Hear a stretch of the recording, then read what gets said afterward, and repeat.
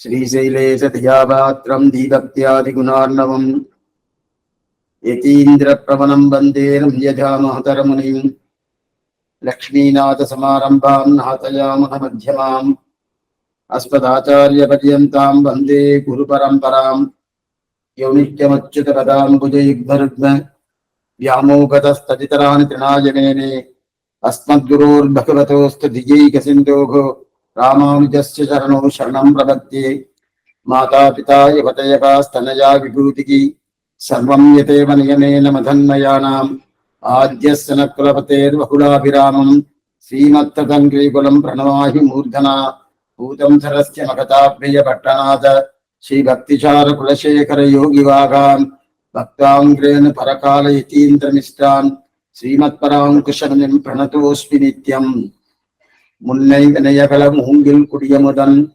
பொன்னங்கடக்கமரப் போதிரண்டும் என்னுடைய சென்னிக்கனியாக கேட்டினேன் தென்புறத்தார்க்கு என்ன கடவுடையேன் யான் நயந்தரும் பேரிட்டவெல்லாம் பழிதென்று நன்னினர்வாள் சயந்தருங்கீர்த்தி ராமானுஜமுனி தாளினமேல் உயர்ந்த குணத்து திருவரங்கத் தமுதோங்கும் அன்பால் இயம்பும் கலித்துறை அந்தாதி ஓதீச நெஞ்சமே இனியன் குறை நமக்கு எம்பிரமானார் திருநாமத்தால் முனிதந்த நூற்றிட்டு சாவித்திரி என்னும் தென்பொருளை கலிதந்த செஞ்சொல் கலித்துறை அந்தாதி பாடித்தந்தான் புனிதன் திருவரங்கத் தமுதாகிய புண்ணியனே சொல்லின்றவை கொண்டு உனதடி போதுக்கு தொண்டு செய்யும் நல் அன்பரேக்கும் நாமமெல்லாம் எந்தன்னாவினுள்ளே அல்லும் பகலம் அமரம்படி நல்கு அரிசமயம் வெல்லம் பரம ராமானுஜா இதியன் விண்ணப்பமே காரே கருணை ராமானுஜா இக்கடலிடத்தில் ஆரே அறிபவன் என் அருளின் தன்மை அல்லலுக்கு நேரே உறைவிடம் நான் வந்து நீ என்னை உய்த்தபின்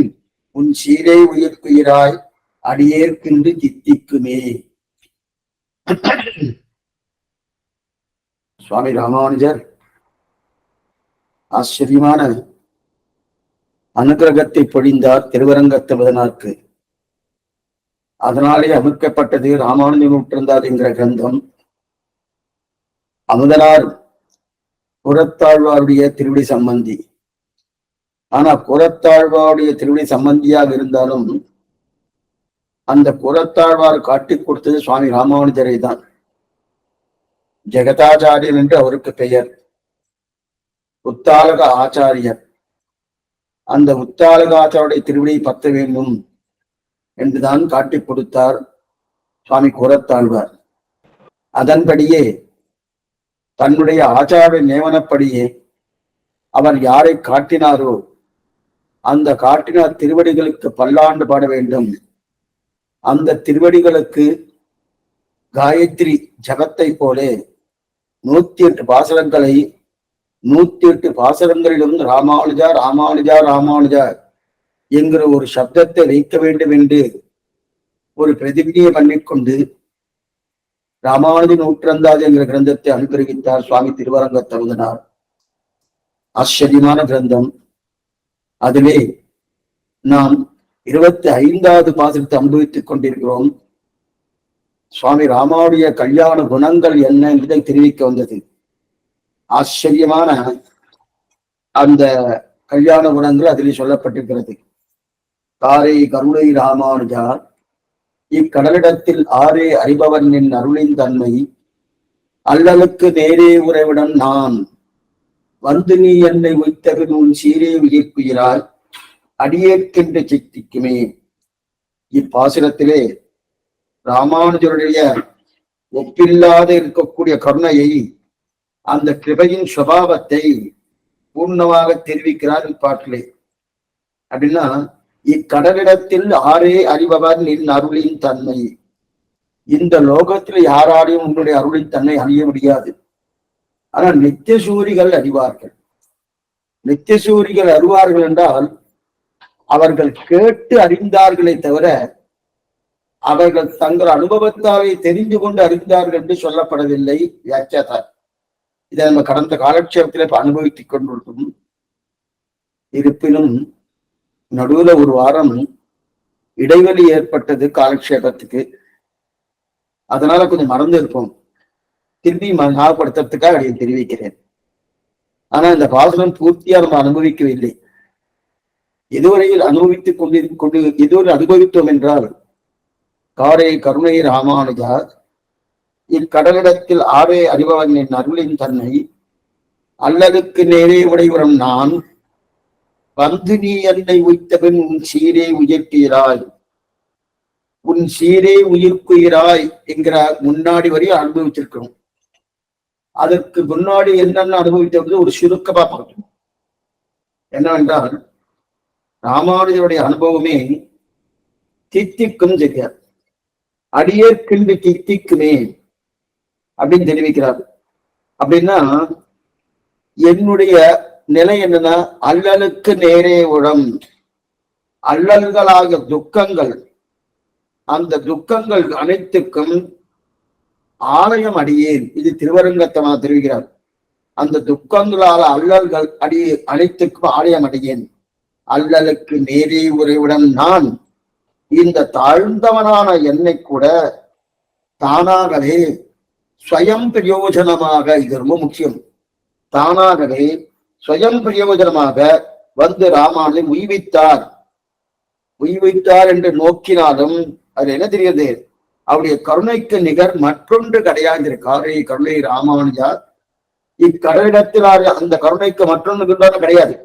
அந்த கருணையின் வைபவத்தை உலகத்தில் யாராலும் அறிய முடியாது. பார்த்தோம், யாராலும் அறிய முடியாது மட்டுமல்ல, அதை நினைக்கும் போது அடியேற்கு தித்திக்கிறது. அதை நினைக்கும் போதே அடியேனுக்கு தித்திக்கிறது. என்ன சுவாமி, நீ வந்து என்னை கை கொண்டாவல்லவா, இதுதான் பரகத ஸ்வீகாரம்னு வேறு. ஸ்வகத ஸ்வீகாரம் நாம் பட்டும் பற்று, பரகத ஸ்வீகாரம் ஆச்சாரியின் பற்றும் பற்று. நீ வந்து கை கொண்ட பின்பே உன் சீரே உயர்க்கிறாய், இன்று உன் சீரான கல்யாண குணங்களுக்கு எல்லா உள்ளந்தோர் நினைதுறும் நெஞ்சிடுந்துகம் என்று சொல்லுமா போலே அந்த இடிந்து உகந்து தித்திக்கிறது, இணைந்து உடைந்து தித்திக்கிறது. இந்த நிலையும் தெரிவிக்கிறார். உன் சீரே உயிர்க்குயிராய் தெரிவித்தார் இல்லையா? அப்ப உன் சீரே உயிர்க்குயிராய்னா இதுல இந்த சீர் என்ன சுவாமி, இது பகவானுடைய சீர் அன்று, ராமானுஜருடைய சீர், உன்னுடைய சீர். உன் சீரே உயிர்க்குயிராய், உன்னுடைய சீர்ந்தாள். சீரன என்ன, வாத்சல்யம் என்ன, சௌசீல்யம் என்ன, சௌலபியம் என்ன, சுவாமித்துவம் என்ன, கிருபை என்ன, இதெல்லாம் சுவாமிக்கு இருக்கக்கூடிய கல்யாண குணங்கள். கொஞ்சம் இதெல்லாம் ஏற்கனவே பார்த்திருந்தாலும் மறுபடியும் சொல்றேன், அப்படி எனக்கு சரியா ஞாபகம் இல்லை, பார்த்துக்கோமான்றது. இருந்தாலும் ஒரு வாரம் இடைவெளி ஏற்பட்டபடியா சிலதெல்லாம் கொஞ்சம் இடைவெளி இடாம இருக்கணும். அது மட்டுமல்லாம வெவ்வேறு விதத்துல வெவ்வேறு காலட்சம் இருக்கிறவங்கள எல்லாத்தையும் ஞாபகம் வச்சுக்கிறது கொஞ்சம் சிரமமா தான் இருக்கு. இருந்தாலும் மறுபடியும் சொல்றதுனால எந்த தவறும் கிடையாது. சொல்லிட்டோன்னு தெரியல, சொல்லி இருந்தாலும் மறுபடியும் அதை தெரிவிக்கிறேன். இப்ப இந்த சீர், உன்னுடைய சீர்னு சொன்ன, சீர்னா கல்யாண குணங்கள். என்னென்ன கல்யாண குணங்கள்? வாத்சல்யம், சௌசீல்யம், சௌலபியம், சுவாமித்வம், கிருபா.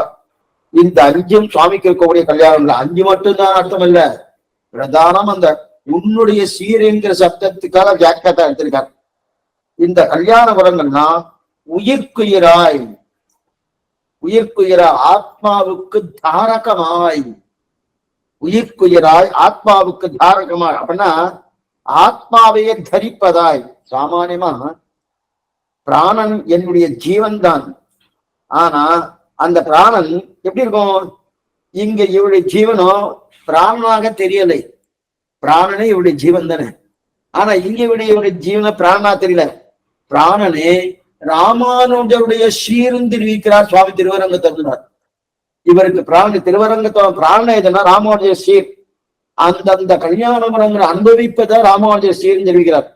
இத ஆழ்வார் திருநெல் சுவாமி ராமகிருஷ்ணர் சுவாமி ஆச்சரியமா ஒரு அர்த்தத்தை தெரிவிக்கிறார். என்ன தெரிவிக்கிறார்னா, அல்லலுக்கு நேரே உறைவுடன் நான் சொன்னேனோ, அந்த இடத்துல வந்து நீ என்னை உய்த்தவன் என்றார் இல்லையா, வந்தமையாலே சௌலபியம் தேறுகிறது.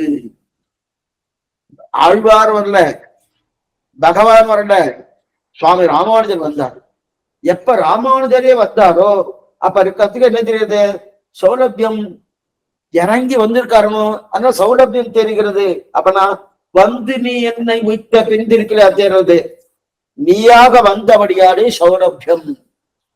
சௌலபியம்னா நம்முடைய பிரயத்தனம் இல்லை. அவர் பார்த்து மிக பெரியவனாக இருந்தாலும் மிக தாழ்ந்தவனான என்னை கை கொண்டார்களே, அதுக்கு சௌலபியம்னு பேரு. அந்த சௌலபியம் தெரிவிக்கிறார் யார்?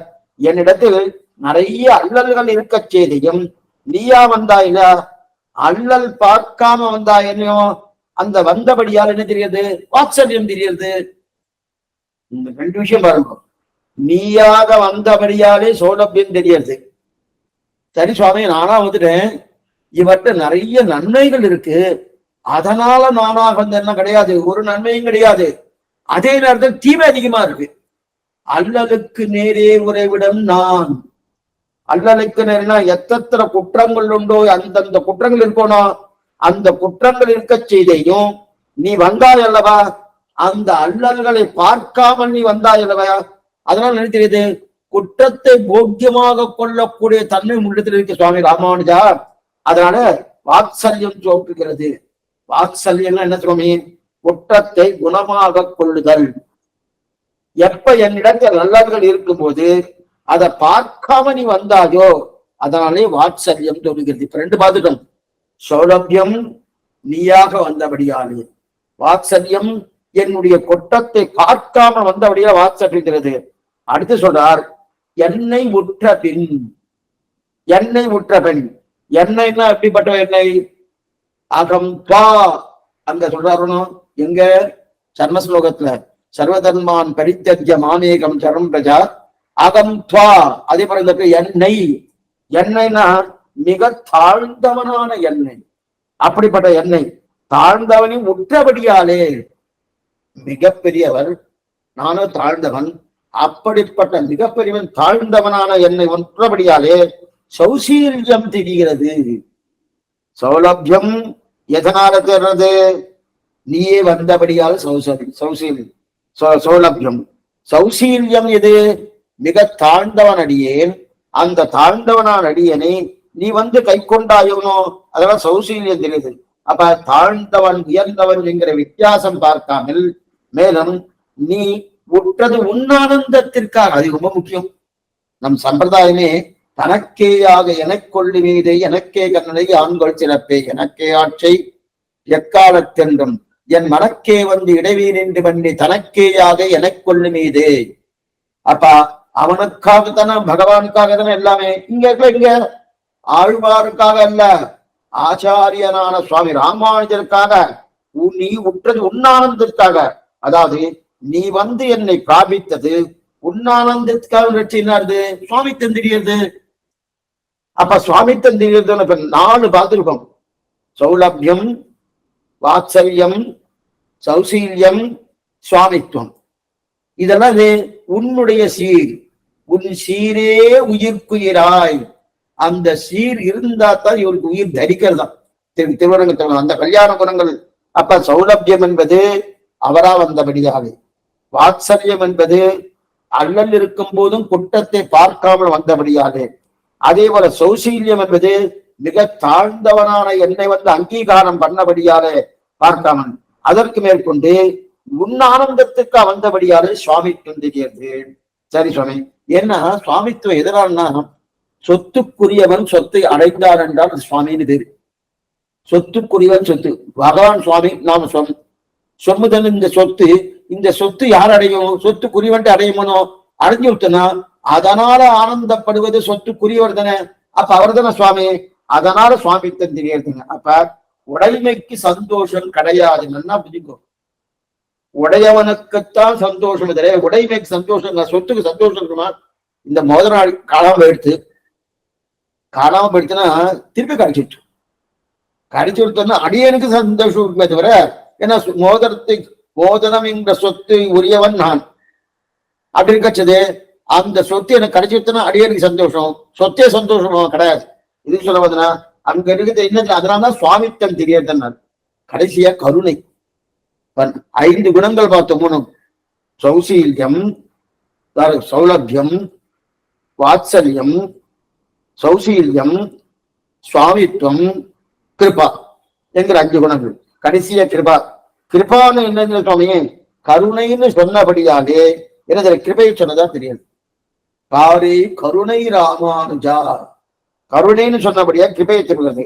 ஆக சுவாமித்வம், சௌலபியம், சௌசீல்யம், வாத்சல்யம், கிருபா, இந்த 5 அஞ்ஞான குணங்களை பார்க்கச்சே இந்த சப்தத்தையே என்ன தெரியல, நன்னா தெரியாது. சௌலபியத்தை வந்தமை, சௌலபியத்தை மறுபடியும் திருப்பி திருப்பி சொல்றேன். ஏன்னா 5 கல்யாண குணங்களுடைய சப்தங்கள் இங்க இருக்கா சுவாமி? இருக்க, இந்த பாட்டிலேயே இருக்கு பாருங்க. சுவாமி முதல்ல சௌலபியம். சௌலபியம் எங்க இருக்கிறது? வந்தபடியாலே இந்த சௌலபியம் தெரியுது. அல்லல பார்க்காம சேர்ந்தபடியாலே வாத்சல்யம் தெரியுது. என்னோடு மிக தாழ்ந்தவனான என்னோடு சேர்ந்தபடியால சௌசீல்யம் தெரியுது. அதுவும் அவருடைய ஆனந்தத்துக்காக சேர்ந்தபடியாலே சுவாமித்துவம் தெரியுது. வருகைக்கு ஏது கிருபையானபடியாலே, கருணையானபடியாலே கிருபை தெரியுது. இந்த 5 குருஞானங்கள் இருக்கிறியா, என் சீரே உயிர்க்குகிறாய், உன் சீரே உயிர்க்கு அடியேற்கின்று தித்துக்கிறேன். அடியேற்கு சேஷபூதனான அடியேருக்கு, சேஷபூதனா இன்று தித்திக்குவேன். அடியேற்கு இன்று தித்திக்குமென சாஸ்திரம் சொல்றது. இப்ப வியாக்கியானத்தை வாசிங்க ஒரே நிமிஷம். உன் சீரே உயிர்ப்பியாய். தேவரையுடைய கல்யாண குணங்கள் குணானாமாக ரோகமாமாக என்றா போலே சீர் என்னும்படியான வாத்சல்ய, சௌசீல்ய, சௌசீல்யாதி கல்யாண குணங்கள் உயிர்க்குயிராய் ஆத்மாவுக்கு தாரணமாய் லோகத்தில் எல்லாருக்கும் தந்தாமுடைய பிராணம் ஜீவனை ஏதுவாய் இருக்கும். இங்கு அப்படின்றிருக்கே இவருடைய பிராணனுக்கு பிராணனாய் காலம் அவர் சீர் இருப்பது. அதுதான் அடியே சொன்னேன். திருவரங்கத்தோட பிராணனே அவருடைய சீர். சாதாரண லோகத்துல எப்படி இருக்கும்? தந்தாமுடைய பிராணம் தான் ஜீவனை ஹேத்துவா இருக்கும். லோகத்துல அவர்களுடைய பிராணம் தான் ஜீவனை ஹேத்துவா இருக்கும். ஆனா இங்க திருவரங்கத்தவந்தனாருக்கு பிராணனுக்கு பிராணா இருந்து அவருடைய சீர் ராமானுஜுடைய கல்யாண குணங்கள் தான். எப்படிப்பட்ட கல்யாண குணங்கள்? 5 கல்யாண குணங்கள் பிரதான எடுத்திருக்கார். சௌலபியம், சௌசீல்யம், வாத்சல்யம், கிருபா, அதான் கருணை, கருணை அப்படின்னு தெரிவித்தாரிய இந்த 5 கல்யாண குணங்கள். அடியேற்கு சேஷபூதனான எனக்கு இன்று ரசச்சுக்ஷேவாயாம் லப்த்வானந்தி பவதி சோஸ்புதே சர்வான் காமான் சடபிரம்மனா விபச்சிதா என்று சொல்கிறபடியே பிரம்மத்துடைய கல்யாண குணாப்த அனுபவமும் அடியார்கள் குழாங்களை உடன் கூடுவது என்று கொடு என்று ததியரோடே கூடி பண்ணக்கடவேன் என்று பிரார்த்தித்தபடி தலை கட்டுவது பரமபதத்திலேயா இருக்கும். அப்படி அன்றைக்கு எனக்கு இது இந்த பந்த தசையிலேயே தித்திக்குமே ரஷ்யமாய் ஆனந்தவாகமாய் இருக்கும் என்றதாயிற்று. தேனும் பாலும் கண்ணனும் அமுதமாக தித்தித்தா போலே ஆயிற்று என்றபடி அன்னிக்கும் அமுதூரி என்னாவுக்கு என்ன கடவுதிரே. இது வரைக்கும் முடிச்சுட்டார்.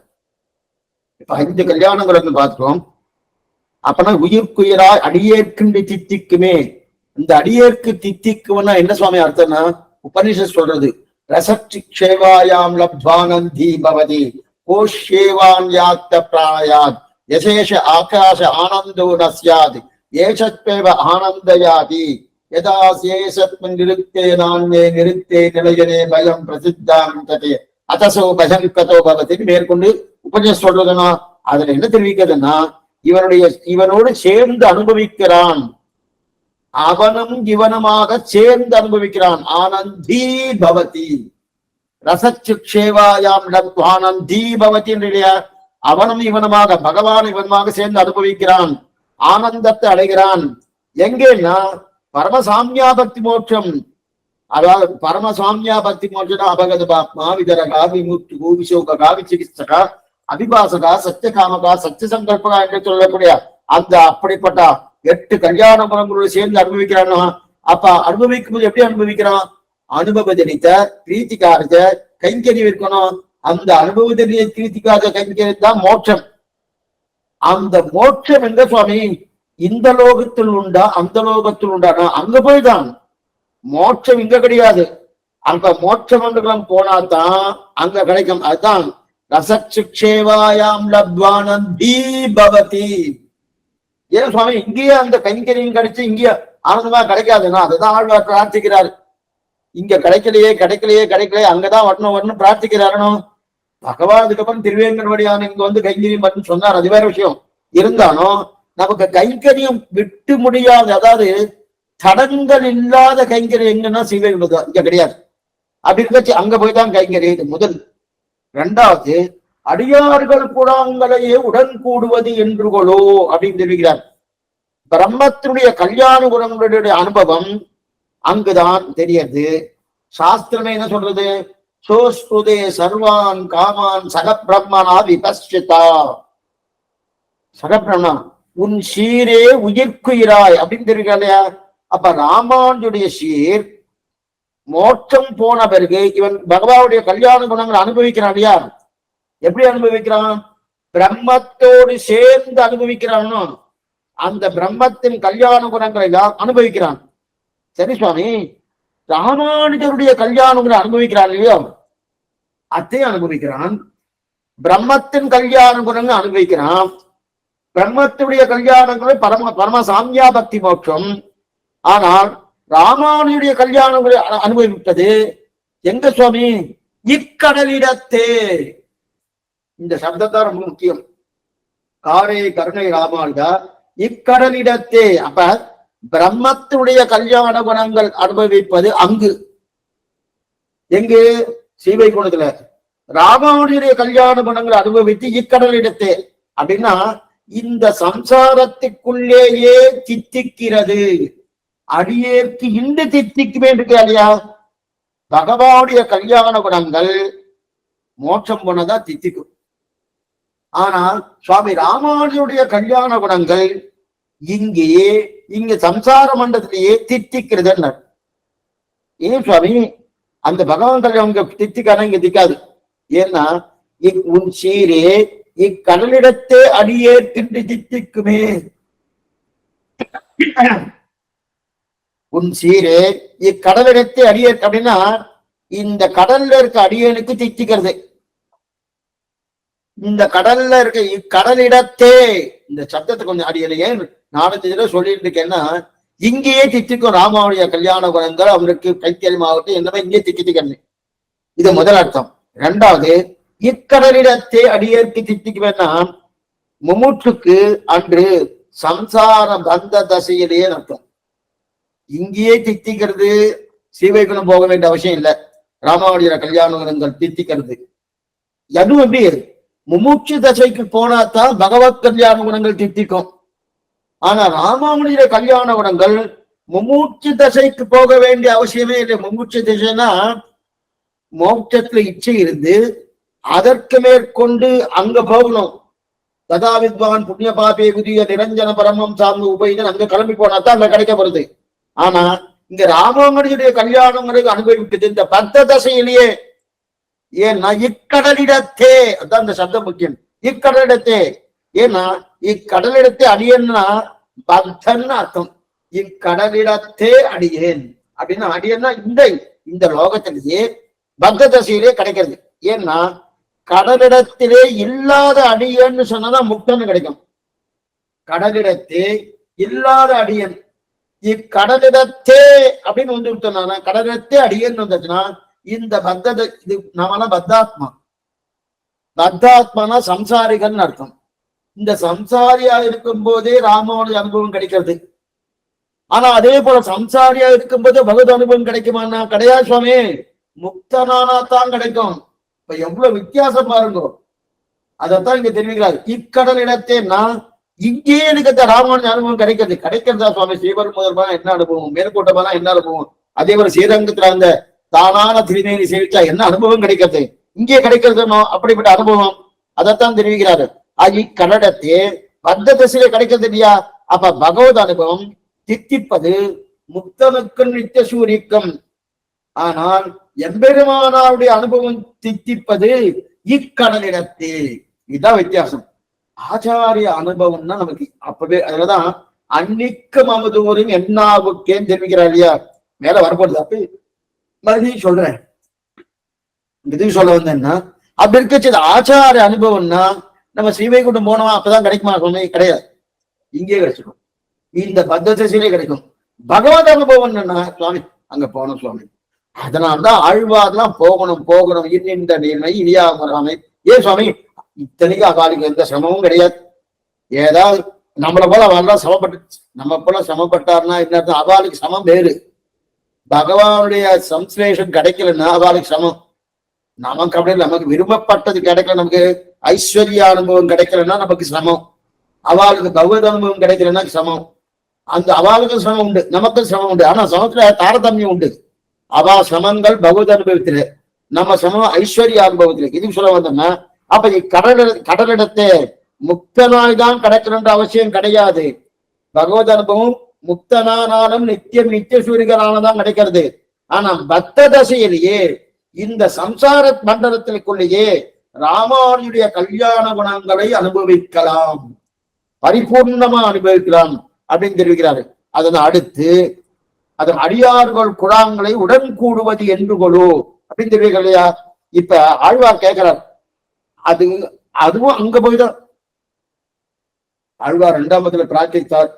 அடியார்கள் குழாங்கள் உடு நித்திய சிவர்களோடு கலக்கணும் பிரார்த்தித்தார். கலக்க முடியல. அதுக்கப்புறம் ஆடி ஆடி அகங்கரைந்து இசைபாடி பாடி கண்ணீர் மலைகள்னு மேற்கொண்டு 2ஆம் ஒவ்வொரு ஆட ஆரம்பித்தார். ஆனா அடியார்களோடு கலக்கணும்னாலும் அங்க போனதான். இங்க கலக்க முடியாதா சுவாமி? திவ்ய தேசங்கள் நிறைய இருக்கே சுவாமி. திவ்ய தேசங்கள் நிறைய இருக்கிறபடியாலே கலக்க முடியாதுன்னா கலக்கலாம். ஏதோ சில இடத்துல தான் கலக்க முடியுமே தவிர எல்லா இடத்தும் கலக்க முடியாது. அடியார்களோடு கூடுவதும் அங்குதான். முதல்ல அடியார்களை தேடி கண்டுபிடிக்கணுமே.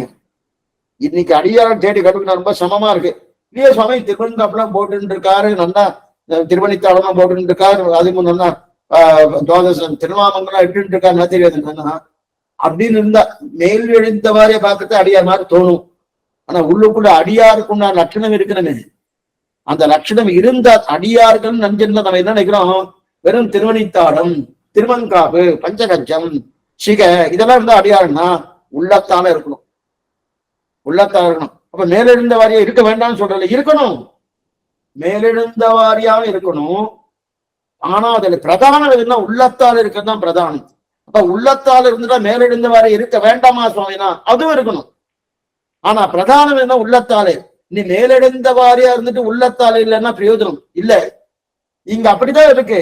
இங்க மேலெழுந்த வாரியா நல்லா இருக்கு. ஆனா அங்க போனா அடியார்கள் மேலெழுந்த வாரியா உள்ளத்தாலும் அவ அப்படிதான் இருந்துருக்கா.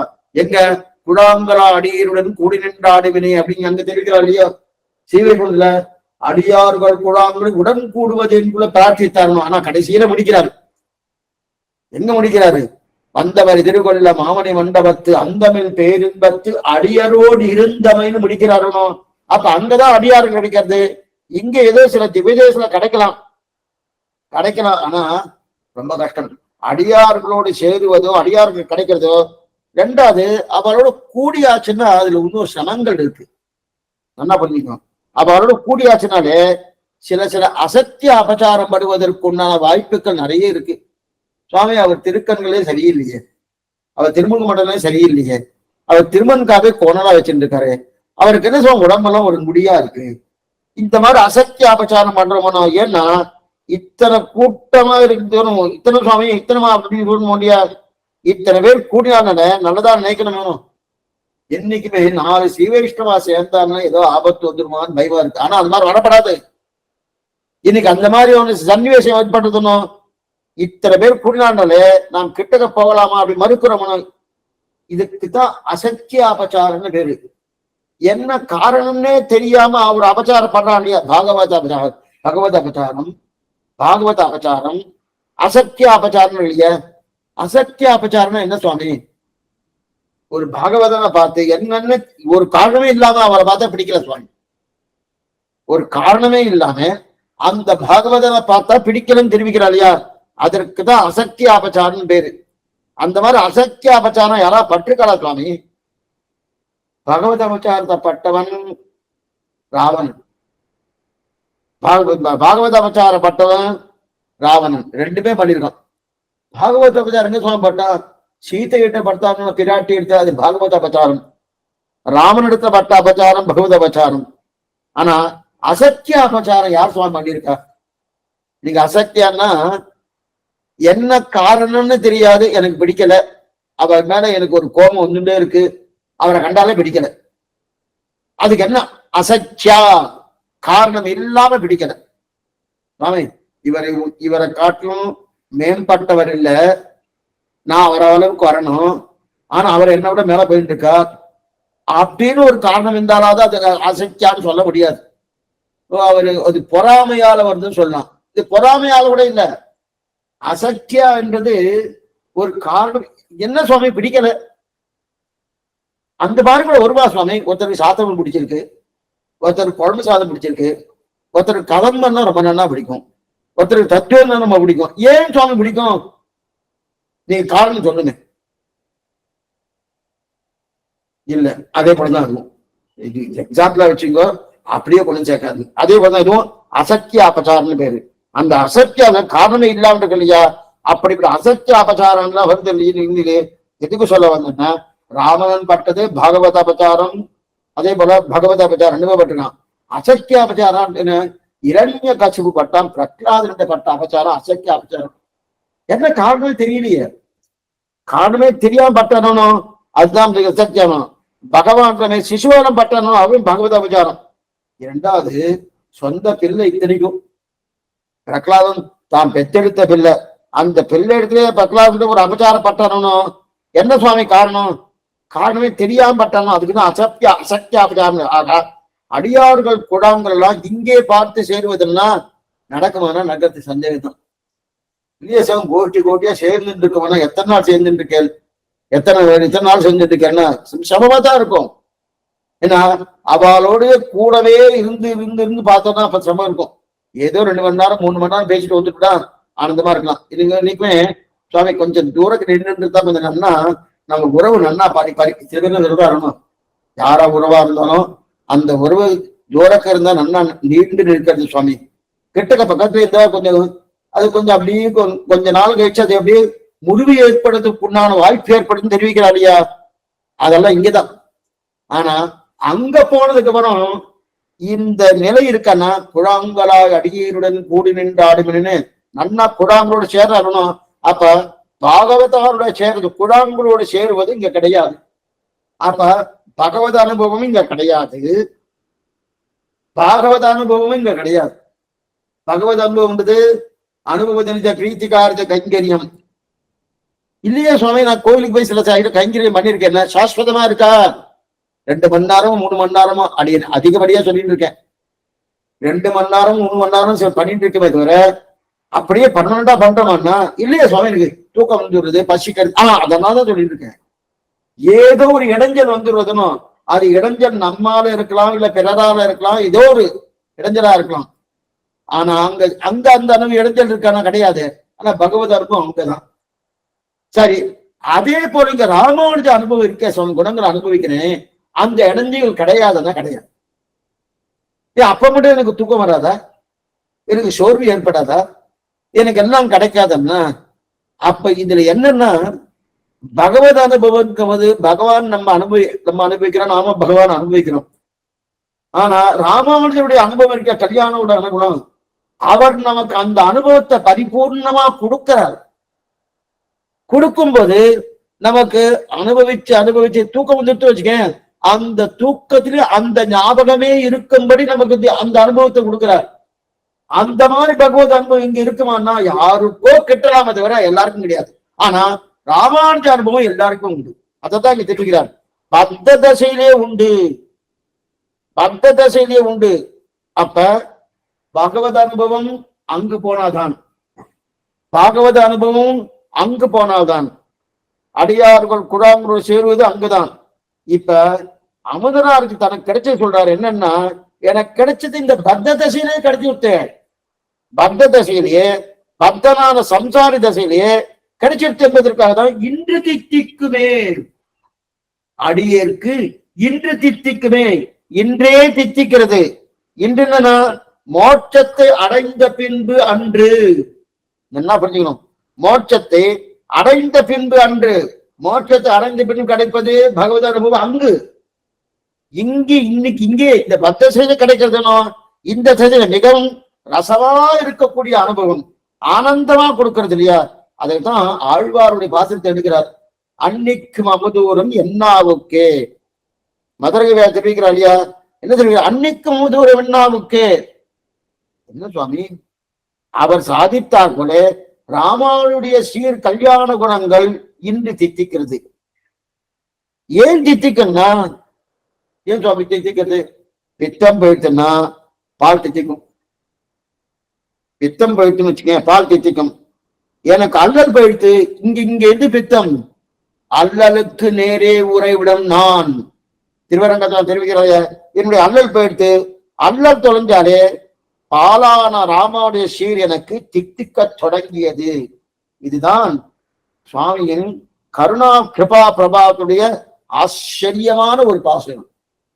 பகவானுடைய கருணையை காட்டிலும் ராமானுடைய கருணை உயர்ந்தது. அந்த கருணையுடைய பிரபாவத்தை சொல்ல வந்ததுதான் இந்த ஆச்சரியமான இந்த 25ஆம் பாட்டு. ஏன் சொல்ல வந்தேன்னா, காரே கருணை ராமானுஜா இக்கடலிடத்தில் ஆரே அறிபவன் நின் அருளின் தன்மை அல்லலுக்கு நேரே உறைவிடம் நான் வந்து நீ என்னை உய்த்தபின் உன் தீரே உயிர்க்குகிறாய் அடியேற்கென்று தித்திக்குமே. இந்த தித்திக்குமே என்ற சப்தம் மட்டும் அடியேன் 2 தடவை சொல்லியிருக்கேன், 13 தடவை சொல்றேன். என்னன்னா, இன்னைக்கே தித்திக்கிறது, இன்றே தித்திக்கிறது, இந்த லோகத்திலே தித்திக்கிறது, பத்த தசையிலே தித்திக்கிறது. அப்படின்னு என்ன அர்த்தம்? பகவானுடைய அனுபவம் இங்கு தித்திக்காது, பத்த தசையில தித்திக்காது, அங்க போனதும் தித்திக்கிறது.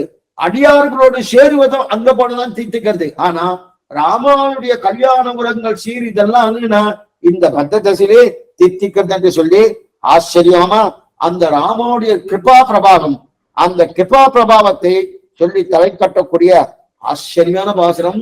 காரே கருணை ராமானுஜாயை கடனிடத்தில் ஆரே அறிபவன் என் அருளின் தன்மை அல்லலுக்கு நேரே உறவிடம் நான் வந்து நீ என்னை உய்த்தவன் உன் சீரே உயிர்க்குகிறார் அடியேற்கின்றி தித்திக்குவேன். இந்த பாசனத்தை முடிச்சார். இனிமே இதே போல எத்தனை பேர் இருக்கலாமா சுவாமி? திருவரங்க தவந்தனாரை போல எத்தனை பேரும் இருந்திருக்கலாம்னு. ஏன்னா நம்ம என்ன நினைக்கிறோம், திருவரங்க தவந்தனார் ஒருத்தர் தான் ராமானுக்கு அடியாரா, அவர் மட்டும்தான் அனுபவிப்பாரா, மற்றவாறு அனுபவம் எத்தனை பேர் இருக்கலாமே? சரி சுவாமி, எத்தனை பேர் இருக்கலாம் சுவாமி? அத்தனை பேரும் குற்றவாளிகளா இருந்தா ராமானுஜர் அடியார்னு சொல்றதுக்கு அப்புறம் குற்றவாளியா இருப்பாரா? ராமானுஜர் அடியார்னு சொல்றதுக்கு அப்புறம் குற்றவாளியா இருப்பாரா? இல்ல சுவாமி, ராமானுஜர் அடியார்கள் ஆவதற்கு முன்னாடி குற்றவாளிகளா இருந்தா வச்சுக்கேன். இந்த அப்ப அந்த குற்றவாளிகளா இருந்தா அந்த குற்றமே அவர்கள் ராமானுஜ சம்பந்தம் ஆனபடியாலே எம்மை ஆட்கொள்ளும் அடுத்த பாசனம் தெரிவிக்கிறார். 26ஆம் பாட்டு உயிர் பாட்டு. இதையும் நீங்க அப்படிதான் சொன்னீர்கள். ஒவ்வொரு பாட்டையும் அப்படிதான் சொல்லுவோம்.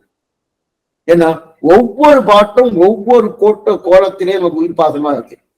என்ன உயிர் பாசனம்னா, ஒருத்தர் ராமானுஜ சம்பந்தி இருந்தார், அவருடைய திருவடி சம்பந்தி.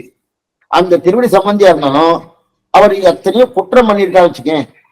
அந்த குற்றமா இருந்தாலும் அந்த குற்றமே அவர்கள் ராமானுஜ சம்பந்தி ஆனபடியால் எம்மை ஆட்கொள்ளும்.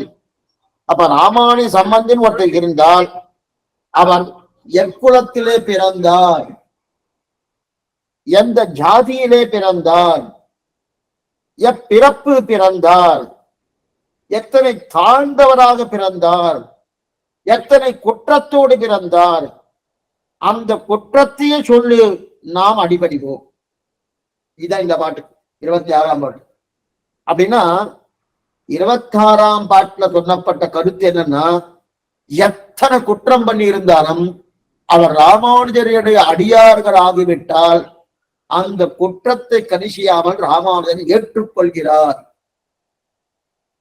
இப்படின்னு சொன்னவொடனே நமக்கு என்ன தோணும், அப்பன்னா நம்ம ராமானுஜர் அடியார் ஆயாச்சுன்னா குற்றங்கள் நிறைய பண்ணாலும் தவறு இல்லை போட்டுக்குன்னு தோணும். ரொம்ப தவறு. ராமானுஜர் அடியார் ஆனதுக்கு அப்புறம் குற்றங்கள் கிடையாது. அடியார் ஆவதற்கு முன்னாடி குற்றங்கள் இருந்ததுன்னு அர்த்தம். அதான் இந்த பாசுரத்துக்கு அர்த்தம். ஆச்சரியம் பாசுரம்.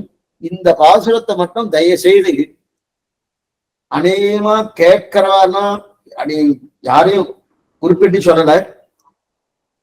ஆனா முதல் வர்ணத்தை தாண்டி 2ஆம் வர்ணம் 3ஆம் வர்ணம் 4ஆம் வர்ணத்துல கேட்கிறவா இல்லையா, அவெல்லாம் முக்கியமா அதை கேட்க வேண்டிய விஷயம் இந்த பாசுரம் 26ஆம் பாட்டும். ஏன்னா சில இடத்துல சில பேருக்கு சில ஒரு சன்னிவேஷங்கள் சில சந்தேகங்கள் இருக்கு. நாங்கள்லாம் பிராமணோத்தமர்கள் கிடையாது, ராமானுஜர் பிராமணோத்தமர். அந்த பிராமணோத்தமரைத்தான் ராமானுஜர் ஏற்றுக்கொள்வாரோ? நாங்கள் பிராமணர்களா இல்லையே, எங்களை ஏற்றுக்கொள்ள மாட்டாரோ என்கிற சந்தேகம் சில பேருக்கு வருவதற்கு வாய்ப்புகள் உண்டு. ஏன்னா அந்த மாதிரியான சன்னிவேசம் சில இடத்துல வந்துடுறது. அது யாரையும் குத்தம் சொல்றதுக்காக இந்த வார்த்தையை சொல்லல. சில பேர் அந்த மாதிரி வார்த்தை சொல்ற, இல்ல சுவாமி நாங்கெல்லாம் முதல் வர்ணம் கிடையாது, அதனால எங்களுக்கு அந்த வாய்ப்பு கிடையாது, நாங்க தாழ்ந்தவர்கள். வாஸ்தவம், அதுல சந்தேகம் தாழ்ந்தவர்கள் தான், முதல் வர்ணம் கிடையாது இல்லைன்னா. ஆனா அதற்காக அந்த சம்பந்தத்துல ஏதோ குறை இருக்குன்னு நினைக்கிறேன் பாருங்க, அது தவறு. ராமானுஜ சம்பந்தத்துல குறை இருக்குன்னா முதல் வர்ணத்துடைய சம்பந்தத்துக்கு எந்த குறையும் இல்லைன்னு நினைக்கிறவரோ அதை விட மேம்பட்ட குறை இல்லைங்கிற நிலைதான் எந்த வர்ணத்தவர்களா இருந்தாலும் நினைக்கணும். அதற்குதான் இந்த பாட்டு 26ஆம் பாட்டு ஆச்சரியமான பாட்டு. திக்குற்ற கீர்த்தி ராமானுஜனை என் செய்வினையால் மெய்க்குற்றம் நீக்கி விளங்கிய வேகத்தை மேலும் நல்லோர் எக்குற்றவாளர் எதிர்பிறப்பு ஏதியல் வாக நின்றோர் அக்குற்றம் அப்பிறப்பு அவ்வியல்வே நம்மை ஆட்கொள்ளுமே. ஆச்சரியமான பாசனம் இந்த பாசனம். இந்த பாசனத்துக்கு ஆச்சரியமான வியாக்கியானங்கள் அனுகிரகிச்சிருக்கார். அந்த வியாக்கியானம் என்னன்றது ஒரு விஷயம் பார்த்துருவோம். இருந்தாலும் இது 26ஆம் பாட்டு. 26ஆம் பாட்டுனாலே 24ஆம் பாட்டை விட 25ஆம் பாட்டு உயர்த்தின்னு பார்த்துக்கணும். நல்லா பாத்துக்கணும். 25ஆம் பாட்டு காரை கருணை ராமானுஜா. 24ஆம் பாட்டு மொய்த்தவன் தீவினையால் பல்லுறல் தரும் ஒத்து அதனால் ஈற்றொழிஞ்சேன் உடனார்கள் எல்லாம் இன்று கண்டு எந்தேன் வைத்தவம் போற்றும் பிரச்சமயங்கள் நிலைத்தடைய கைத்தவன் ஞானத்து ராமானுஜர் என்னும் காதலி. இது 24ஆம் பாட்டு. 24ஆம் பாட்டு உயர்ந்த பாசனம் முதல்ல பார்த்தோம். ஏன்னா 23ல ஏதோ சிரமங்கள் இருந்தது, அந்த சிரமங்கள்லாம் போயிடுத்து 24 சொல்லிட்டார். அப்ப அது உயர்த்தி அதை விட உயர்த்தி 25ஆம் பாட்டு 24 மொய்த்தவன் தீவினையாளர் பாசனத்தை காட்டிலும் 25ஆம் பாட்டு காரே கருணை ராமானுஜாயி கடலிடத்தில் ஆரே அறிமுகல் தன்னருளின் தன்மை. 25ஆம் பாட்டு உயர்த்தின்னு பார்த்தோம். அதை விட உயர்த்தி 26ஆம் பாட்டு திக்குட்ட கீர்த்தி ராமானுஜரை என் செய்தினையா இந்த பாசனம். என்ன காரணம் சுவாமி? இந்த காரணத்தை நீங்க அப்படியே எடுத்துக்க வேண்டாம். நமக்கு தத்துவங்கள் 26 தத்துவங்கள், 24 தத்துவங்கள் அச்சித் தத்துவம். அச்சித் தத்துவம்னால ஞானசூன்யம். ஞானசூன்யம்னாலே நமக்கு அவ்வளவு தூரம் பிரயோஜனம் இல்லை அச்சித் தத்துவங்கள். சரி, 25ஆம் விட ஞானம் இருக்கக்கூடிய ஜீவாத்ம தத்துவம், அதுவும் உயர்த்தி தான். ஆனா அதை காற்றிலும் உயர்த்தி 24ஆவது தத்துவமான அச்சித் தத்துவத்தையும் 25ஆவது தத்துவமான ஜீவாத்ம தத்துவத்தையும் இரண்டையும் சேர்த்து நியமிக்கக்கூடிய சாமர்த்தியம் படைத்தது 26ஆவது தத்துவமான ஸ்ரீமன் நாராயண தத்துவம். அதனால இந்த 26ஆம் பாட்டுக்கு இத்தனை வைப்போம். அவன் இதை கொண்டு போய் அதுல கொண்டு போய் சேர்க்கிறேன்னா விளையாட்ட சொன்ன இருக்கட்டும், இதுக்கு எனக்கு ஒன்றும் தவறு கிடையாது. 24 விட 25க்கு உயர்த்தி, 25 விட 26க்கு உயர்த்தி, அப்ப ஜீவாத்மா அச்சித்தையும் சேர்த்து தனிக்கோள் செல்ல வீவில் சேர்ந்து சாமர்த்தியம் பண்ணி ஈஸ்வர தத்துவம். இதுதானே எங்க தெரியுதுன்னா இல்லது உள்ளது அல்லது அவனொரு எல்லையில் அல்லாமல் ஒழுங்குபற்றே அப்படின்னா இல்லது உள்ளது அல்லது அவனொரு, இல்லது அவனொரு உள்ளது அவனொரு அப்படின்னா இல்லாமை என்று பெயர் பெற்ற 24 அச்சை தத்துவம் இருக்கே அது அவனொரு, அவனொரு அன்று. சரி, உள்ளது என்று சொல்லக்கூடிய ஜீவாத்மா தத்துவம் இருக்கே அந்த ஜீவாத்மாக்கள் விலட்சணம் பகவான். அப்ப சித்தை காட்டுற விலட்சணம் பகவான், அச்சித்தை காட்டுற விலட்சணம் பகவான். அப்ப சித்தை காட்டிலும் மேம்பட்டவன் 26ஆவது தத்துவமா இருக்கக்கூடிய பகவான். அச்சித்தை காட்டிலும் அது சொல்ல வேண்டிய அவசியமே, நாமளே மேம்பட்டவர்கள் தான். இப்ப மேம்பட்டதுனால 24 விட 25 விட 26 உயர்ந்தது. 26ஆவது பாசனம் அற்புதமான பாசனம், ஆச்சரியமான பாசனம். என்ன காரணம்னா கீழே ராமானுஜருடைய சீர்னு பார்க்க போனோம். சீர்னா உயிர்க்குயிராய் அடியேற்கின்றி தித்திக்குமே, இதோடு நிறுத்தும். காரே கருணை ராமானுஜா இக்கடண்டத்தில் ஆரே அறிபவனின் அருளின் தன்மை அல்லலுக்கு நேரே உறவிடம் நான் வந்து நீ என்னை வைத்தவன் சீரே உயிர்க்குயிராய் அடியேற்கின்ற தீத்திக்குமே, அடியேற்கின்ற தீத்திக்கும் அப்படின்னு நின்றுட்டு அதற்கு மேல 26ஆம் பாட்டு, இந்த பாட்டு திக்குற்ற கீர்த்தி, இந்த பாட்டுல அதாவது எத்தனையோ பேர் ராமானுஜரை சென்று கிட்டி இருக்கலாம் சுவாமி, அவர்கள் எல்லாம் போய் சரணாகதி பண்ணும் வரையில், அதாவது ராமானுஜருடைய திருவடிகளை அடைகிற வரையில் எங்கேயோ தாழ்ந்த குளத்துல பிறந்திருக்கா, தாழ்ந்த ஞானம் உடையவர்களா இருந்திருக்கா, தாழ்ந்த அனுஷ்டானத்து உடையவர்களா இருந்திருக்கலாம், இதெல்லாம் இருந்திருக்கலாம். ஆக ஞானத்தாலே குறைந்தவர்கள், பிறப்பாலே குறைந்தவர்கள், அனுஷ்டானத்தாலே குறைந்தவர்கள், இவ்வளவு தாழ்ந்தவர்களாக இருந்தாலும் இன்னைக்கு ராமானுடைய திருவடியை பற்றிட்டார்கள் இல்லையா, அதன் பிறகு இப்ப அவர்களுடைய ஞானத்திலே தாழ்ச்சியையும், பிறப்பிலே தாழ்ச்சியையும், அனுஷ்டானத்திலே தாழ்ச்சியையும் நான் எப்படி நடத்தணும், எப்படி பார்க்கணும்? பிரியத்துக்காக சொல்றேன், கொஞ்சம் நிதானம் இந்த விஷய பார்ப்போம், நிதானமா பார்ப்போம். ஏன்னா ஸ்ரீவச்சன பூஷணத்துடைய தாத்பரியத்தை அப்படியே எடுக்கிறார் அப்படின்னு மாற்றி சொல்லியிருக்கேன். இதுக்கப்புறம் தான் ஸ்ரீவச்சன பூஷணம் வந்திருக்கு. அந்த ஸ்ரீவச்சன பூஷணம் வரதுக்கு காரணம் இந்த பாசனம் தான் பிரதானமா. அப்ப ஒரு பாகவதர், அவர் பிராமணோத்தமர் கிடையாது. அவர் ஒரு 4ஆம் வர்ணத்தை காட்டும் கீழுள்ள வர்ணத்தை சேர்ந்தவன் வச்சுருக்கோம். சும்மா வச்சுக்கலாம். 4ஆம் வர்ணத்தை காட்டிலும் கீழ் வர்ணம் எத்தனையோ இருக்கு, பஞ்சம குணம்னு சொல்லுவார்.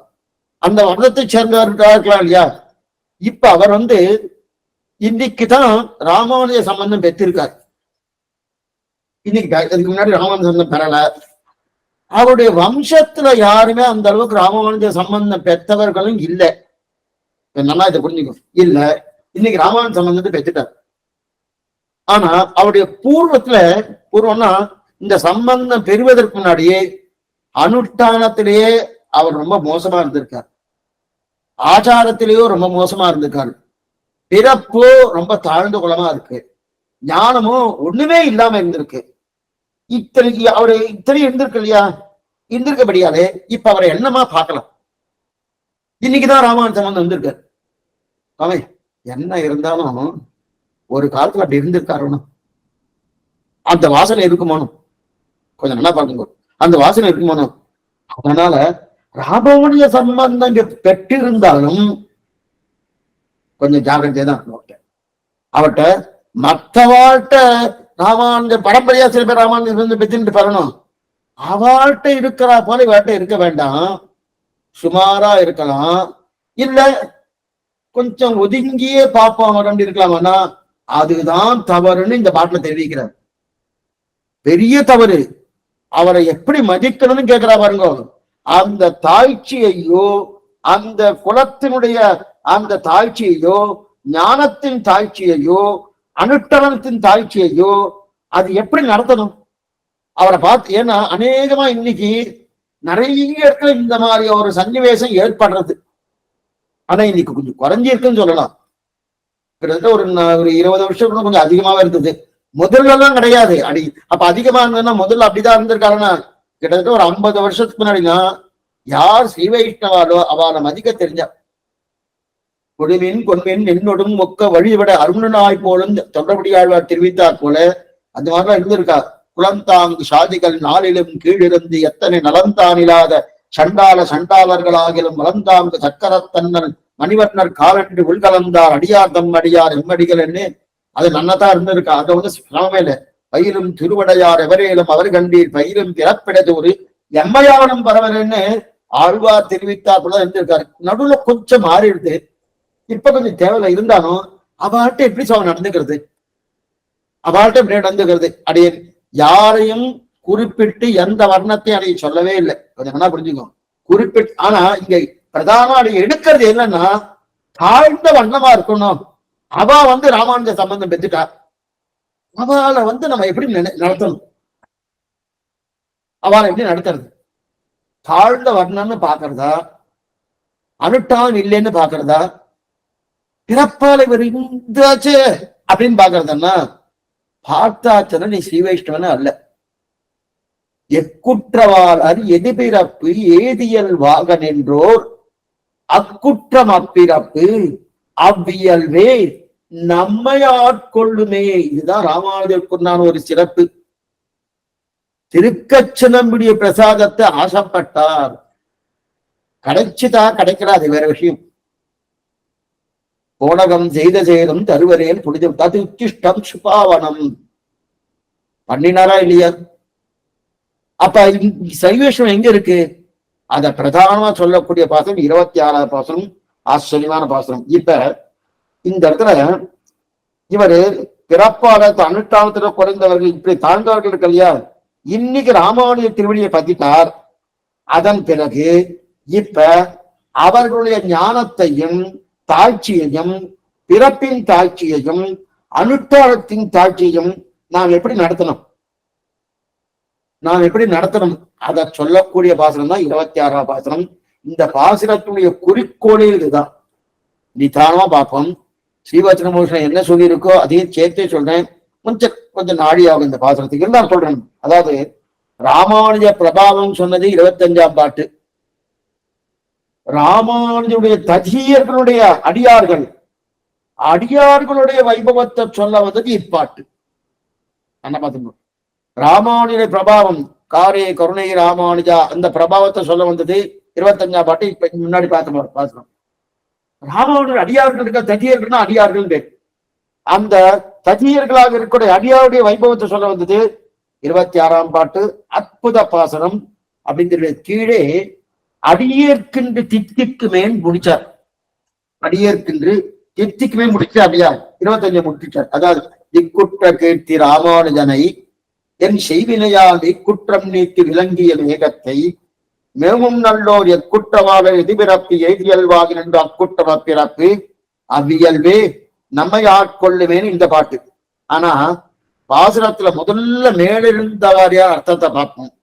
அதுக்கப்புறம் சுவாமி மணவாளமாவுடைய அவதாரிகை, மேற்கொண்டு அவருடைய பதபதார்த்தங்கள், அதற்கு மேற்கொண்டு விரலோகனுடைய அவதாரிகை, அதற்கு மேற்கொண்டு விரலோகனுடைய விபுலமான வியாக்கியானம், அதெல்லாம் பார்ப்போம். முதல்ல பதபதார்த்தம் ஏன்னா இங்க வியாக்கியானம் கொஞ்சம் விபுலமான வியாக்கியானம், ஆச்சரியமான வியாக்கியானம்.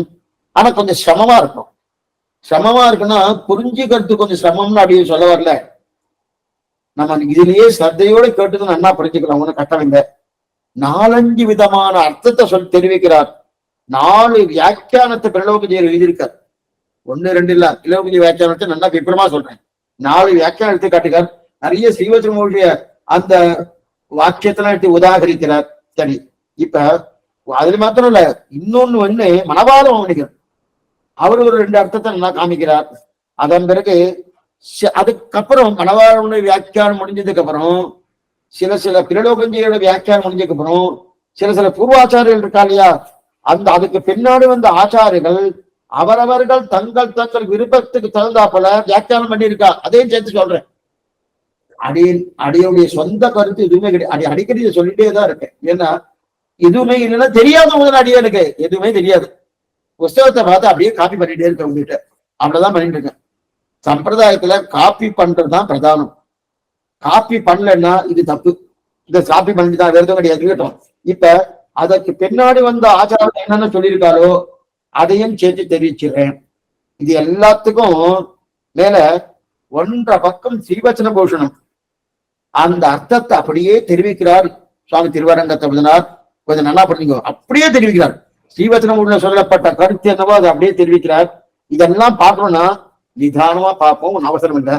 சில பாசனங்களை ஏதோ குற்றத்தை பட்டு சொல்ல வந்த பாசனங்கள், அந்த குற்றத்தை நம்ம எப்படி எடுத்துக்கணும். சரி சுவாமி, சரிவர புத்தியின் பக்குவமான நிலைக்கு வரலன்னா ராமானுஜர் அடியாறு குற்றம் என்றால் அதை நாம் எப்படி எடுத்துக்கொள்ளணும் என்ற தேவையில்லாத விசாரணை பண்ணிட்டே இருப்பா. சுவாமி பிரியத்துக்காக யாரையும் குத்தம் சொல்ல அடியேன்.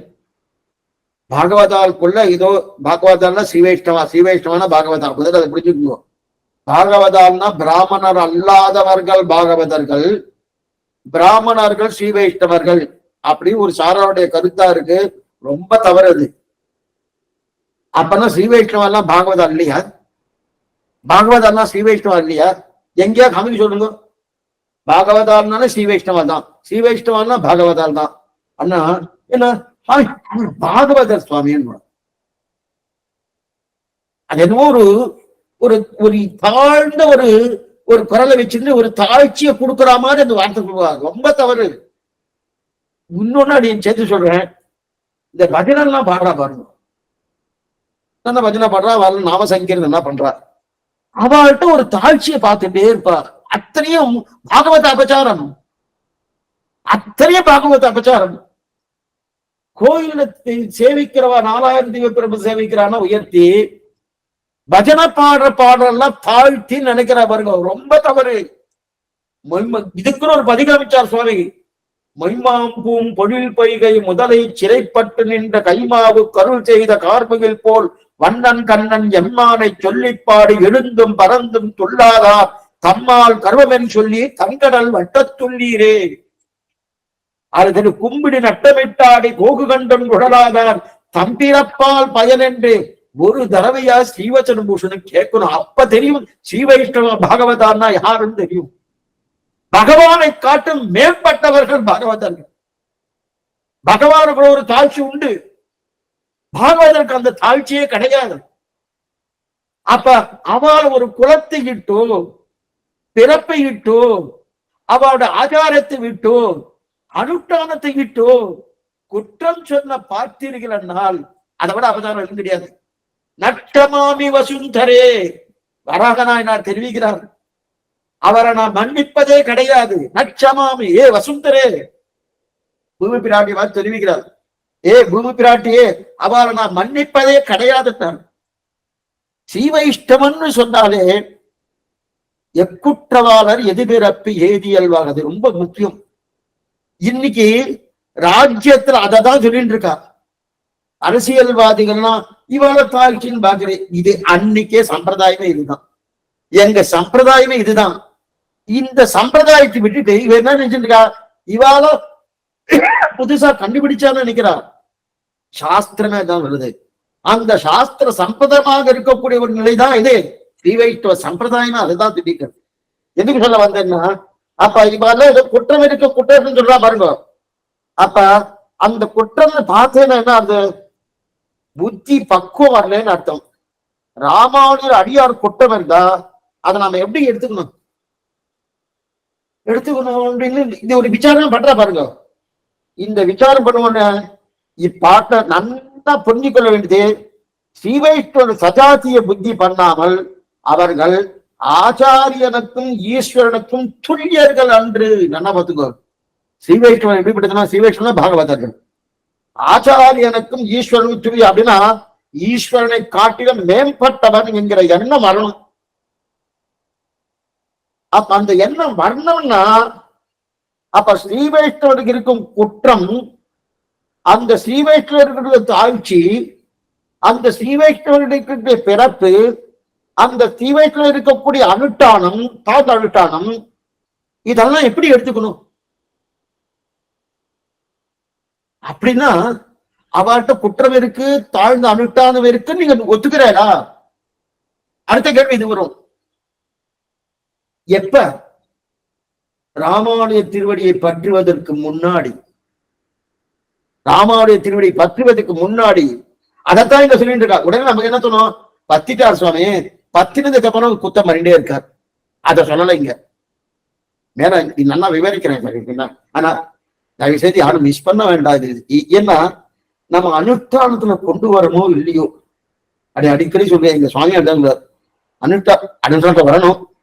வரலன்னா இப்படி இருக்குன்னு தெரிஞ்சுட்டா வச்சுக்கே, நாளைக்கு பொறி தட்டினா போல. அன்னைக்கு அந்த சுவாமி சொன்னாரு, சாஸ்திரம் இதெல்லாம் சொல்லியிருக்கு, ஆழ்வார்க்கு இதெல்லாம் சொல்லியிருக்கா, ஆச்சாரம் இதெல்லாம் சொல்லியிருக்கா, கொஞ்சமான அனுஷ்டானத்துக்கு போகுமோ அப்படின்னு ஆச்சாரிய கடாட்சத்தாலோ பகவத் அனுகிரகத்தை ஒரு பொடி தட்டும். அப்ப 100% வரலன்னாலும் ஒரு 20% அதுல நம்ம கடைபிடிக்க ஆரம்பிச்சோம்.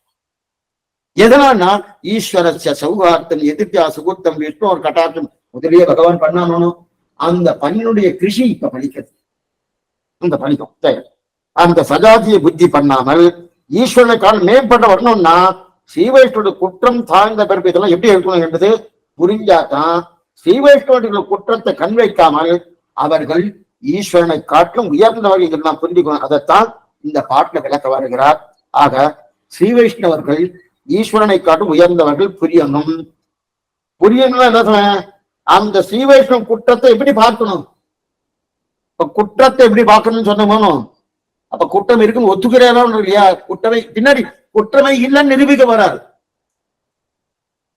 இது வரைக்கும் குற்றத்தை இருக்குன்னு நினைச்சுட்டு அடிப்பேன் சொல்லிட்டு இருக்கேன்.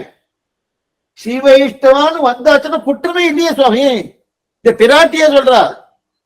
அவர்கிட்ட நீ குத்தம் பார்த்துட்டு இருக்க, குத்தம்னு ஒண்ணு இருக்கான்னு பகவான்கிட்ட கேக்குறா. நீ என்ன குத்தம் குத்தம் சொல்லிட்டு இருக்கிய, குற்றம்னு இருக்கா? எப்ப பக்தனாயச்சோ குற்றம் இது இல்லையென்றார். எதுக்கு சொல்ல வந்தேன்னா, அப்படி எப்படி பார்க்கணும் தெரிஞ்சு கொண்டாதான் ஈஸ்வரனை காட்ட மேம்பட்டவன் புரிஞ்சு கொள்ள முடியலையா? இது முதல் தட்டு. அப்ப பகவான் ஒரு பக்கம், அந்த பகவானை காட்ட மேம்பட்டவன், அந்த மேம்பட்டவன் புரிஞ்சுக்கணும்னா அவ குற்றத்தை எப்படி பார்க்கணும், எப்படி புரிஞ்சுக்கணும்? இது முதல் நிலை, இது முதல் தட்டு. இரண்டாவது, ஸ்ரீ வைஷ்ணவர்களே தீய குணங்களை இராது.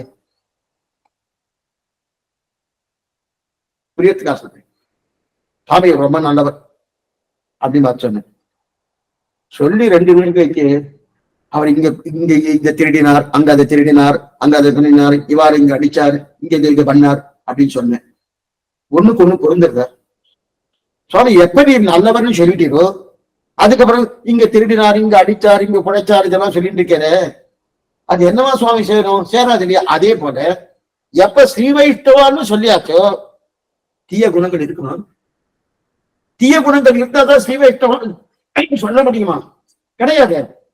அதனால ஏன்னா தீய குணங்கள் இல்லாதபடியாலே பகவானை காட்டிலும் உயர்த்தியாகத்தான் நினைக்கணும். ஏன்னா நினைச்சாங்க வேற வழி கிடையாது. இது 2வது கட்டு. முதல்ல என்னது பாருங்க, ஆக முதல் படியில் பாருங்க வியாக்கியம். முதல் படியில் சொன்னது என்ன? அவர்கள் குற்றம் புரிந்தவர்கள் அந்த குற்றத்தை என்னமா பார்க்கணும், எப்படி பார்க்கணும், எப்படி எந்த நிலையில எடுத்துக்கணும், இது முதல் தட்டு. குற்றமே இல்லையே சுவாமி, அவன்கிட்ட தீய குணங்களே இராது அப்படின்னு சொல்லக்கூடிய நிலை 2வது நிலை. இப்ப முதல் வியாக்கியானத்தை பார்த்துவோம், பார்த்து முடிச்சதுக்கு 2வது வியாக்கியானத்தை பார்க்க போறோம். இந்த பாசுரத்தாலே நிறைய தெளிவு நமக்கு ஏற்படப்படுது. ஆனா கொஞ்சமாவது அனுஷ்டானம் கொண்டு வரணும். ஏன்னா பகவான்கிட்ட நமக்கு அக்செப்ட் பண்ணிடுவோம், பாகவதார்கிட்ட அக்செப்ட் பண்ண மாட்டோம். ஏன் சுவாமி பண்ண மாட்டோம்னா, சுவாமி நான் இந்த வர்ணம், நான் இவ்வளவு உயர்த்தியா இருக்கேன், இந்த குளத்துல நான் மறந்துருக்கேன். அவர் அந்த குளம் சுவாமி, அவரு இந்த சப்தமே பாருங்க, அந்த குணம் இருந்துச்சு. அவர் அப்படி கீழே தள்ளுறது, அவரை தள்ளும் போது இவருக்கு வந்திருந்து அத்தனை பாபம் தலையில சுமத்துட்டு இருக்கா, பகவான் பார்த்துட்டு இருக்காரு. அப்படி வருதனோ அதுதான், அதனாலதான் இது வருது சமம் சொல்லிட்டு இருக்காரு. சமம்னா அந்த நிலைக்கு வரணும் இந்த ஸ்ரீ வைஷ்ணவன். இது சொல்ல வந்தேன்னா, அப்ப முதல் படி வியாக்கியானம், அதன் பிறகு 2வது படிப்போம். ஸ்ரீ வைஷ்ணவ குற்றங்குறைகள் உண்டுன்னு கொண்டு அதை நான் எப்படி நடந்து கொள்ளணும், ஸ்ரீ வைஷ்ணவாக குற்றங்குறை உண்டு அப்படின்னு நினைச்சுட்டு அதை நாம எப்படி நடந்து கொள்ளணும்ன்றது முதல் படி. 2வது, அவர்களுக்கு குற்றம் குறை இருக்கிறா போல மேலிருந்த வாரியாக தோன்றுமே தவிர ஆழ்ந்து நோக்கில் குற்றம் குறையே கிடையாது.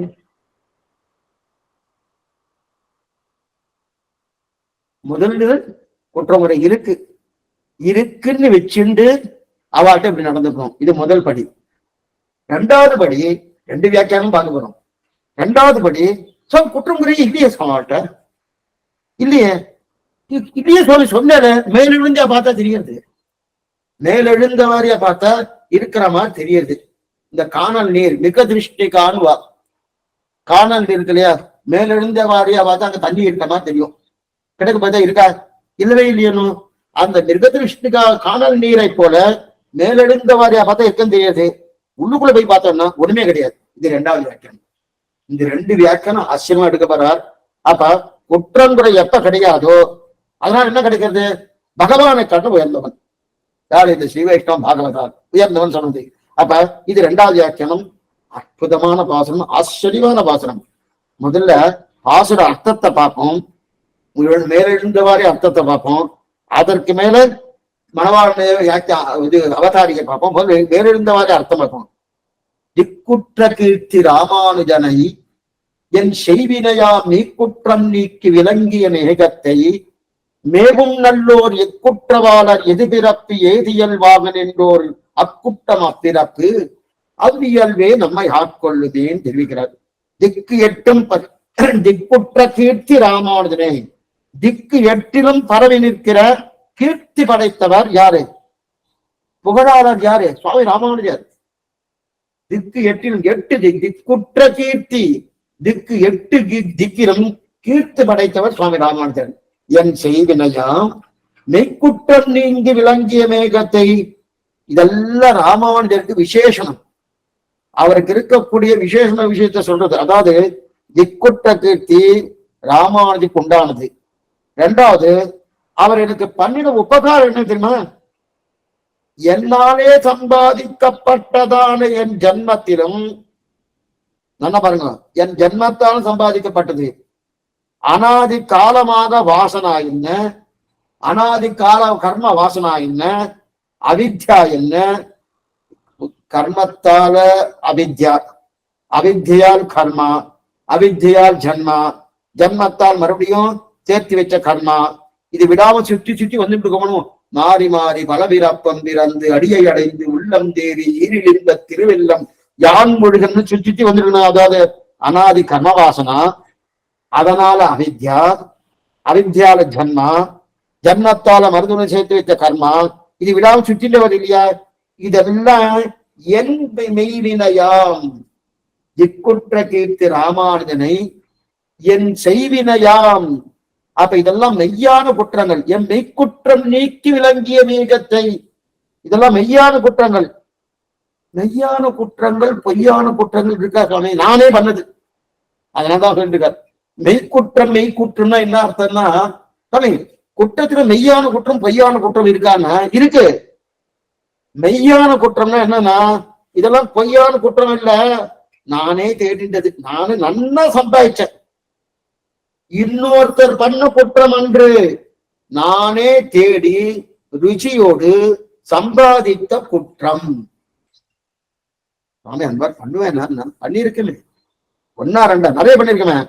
அந்த குற்றத்தை எல்லாம் இப்ப நீக்கிறார் யாரு? மெய்க்குற்றம் நீக்கி விளங்கிய மேகத்தை. அந்த குற்றத்தை நீக்கினார். நீக்கினபடியான விளங்கி மேகமாக விளங்கினார். மேகம் என்ன பண்ணும்? அது என்ன? ஸ்தல ஜல விபாவம் இல்லாம, அதாவது இங்க நல்லவா இருக்கா, இங்க தீயவா இருக்கா, இங்க ஜலம் இருக்கு, இங்க மலை இருக்கு, இங்க வயற்காட்டு இருக்கு, இங்க தெரு இருக்கு, அப்படின்லாம் பார்க்குமா? அது எந்த விதமான வித்தியாசமாக படியுமோனோ அந்த மாதிரி ராமானுஜர் படிந்தார். என் மெய்க்குற்றம் நீக்கி விளங்கிய மேகத்தை, விளங்கிய மேகத்தை. அது மட்டும் இல்ல, ராமானுஜருக்கு அதனால என்ன ஆச்சுன்னா மேவும் நல்லோர். இதனால என்ன ஆச்சுன்னா ராமானுஜருக்கு ஒரு தெய்வீகமான விக்கிரகம் கிடைச்சுட்டான். சாமி அவர் எப்பவுமே தெய்வீகமான விக்கிரகம் தானே. பந்தமெனத்துகள் பயங்கர வந்தன எப்பவுமே அவருக்கு உண்டு. எப்பவுமே அவருடைய திருக்கண்ல மகிழ்ச்சி தான் இருக்கும். ஆனா சோர்வு என்பதை அவருடைய திருக்கண்ல பார்க்கவே முடியாது. என்னைக்கும் ராமானுஜர் சுறுசுறுப்பா இருக்கார். அவரை சேவிச்சாலே நமக்கு ஒரு தெம்பு வந்துடும். அந்த திருமேனி வடிவழக சேவிச்சாலே ஐயப்பாடு அறுத்து தோன்றும் அழகனோர் அரங்கமன்று பண்பால் ஆதரம் பெருக வைத்து அழகனோர் அரங்கமன்றுன்னு அதை சேவிச்சா கிடைக்குமான்னு தெரியாது. அடியனுக்கு அரங்கனை சேவிச்சா அது கிடைக்குமா சுவாமி?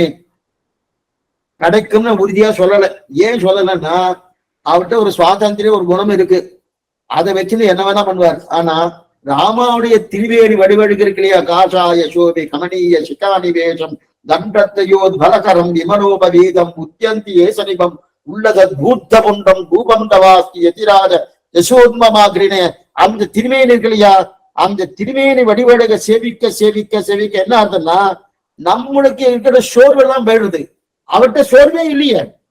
சோர்வு எதா இருந்ததுன்னா, சோர்வு என்பது ராமாவன் திருவேணியில இருக்கா? கிடையவே கிடையாதுல. அவருடைய திருக்கண்களை சோர்வு காண முடியாது.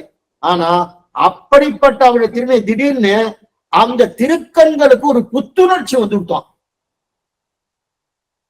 யாரு திருக்கண்ணுக்கு? ராமாவுடைய திருக்கண்களுக்கு ஒரு புத்துணர்ச்சி வந்துடும். என்ன சுவாமி புத்துணர்ச்சி? ராமாவுடைய திருக்கண்கள் புத்துணர்ச்சி வரும்னா புத்துணர்வுன்னா இவருடைய குற்றங்களை போக்கினாரோ, அவருடைய குற்றங்களை இந்த திருவரங்கத்தமிழ குற்றங்களை போக்கினாரோ, மெய்க்குற்றம் நீக்கி விளங்கிய மேகத்தை போக்கினாரோ, அது போக்கினபடியாலே நம் அடியான் ஒருத்தனுடைய குற்றத்தை போக்கி நல்லவனாக ஆக்கினோம்.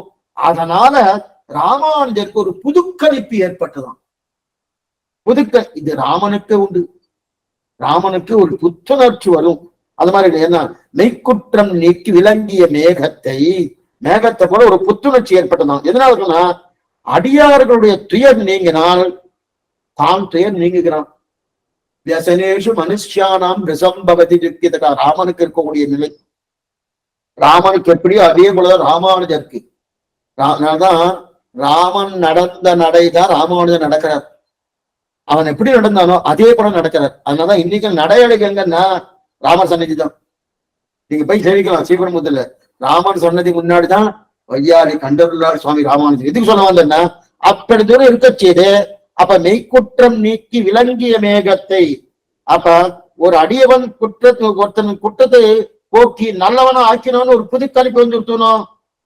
அப்ப மற்றவருடைய துயர் நீக்கினால் தன் துயர் நீங்கப்பட்டதுன்னு நினைக்கிறான். யாரு? ராமன்.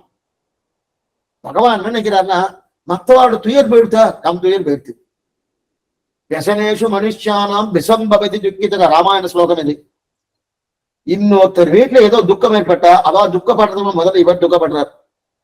அவ ஆனந்தப்பட்ட அவளுடைய ஆனந்தத்துக்கு முன்னாடி இவர் ஆனந்தப்படுறார்.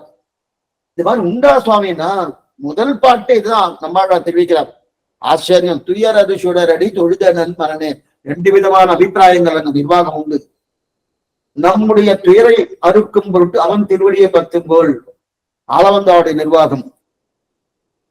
சுவாமி ராமானுஜர் பார்த்தார், துயர் நமக்கு இல்ல அவருக்கு என்ன துயர்? யாருக்கு? பகவானுக்கு துயர்னார்.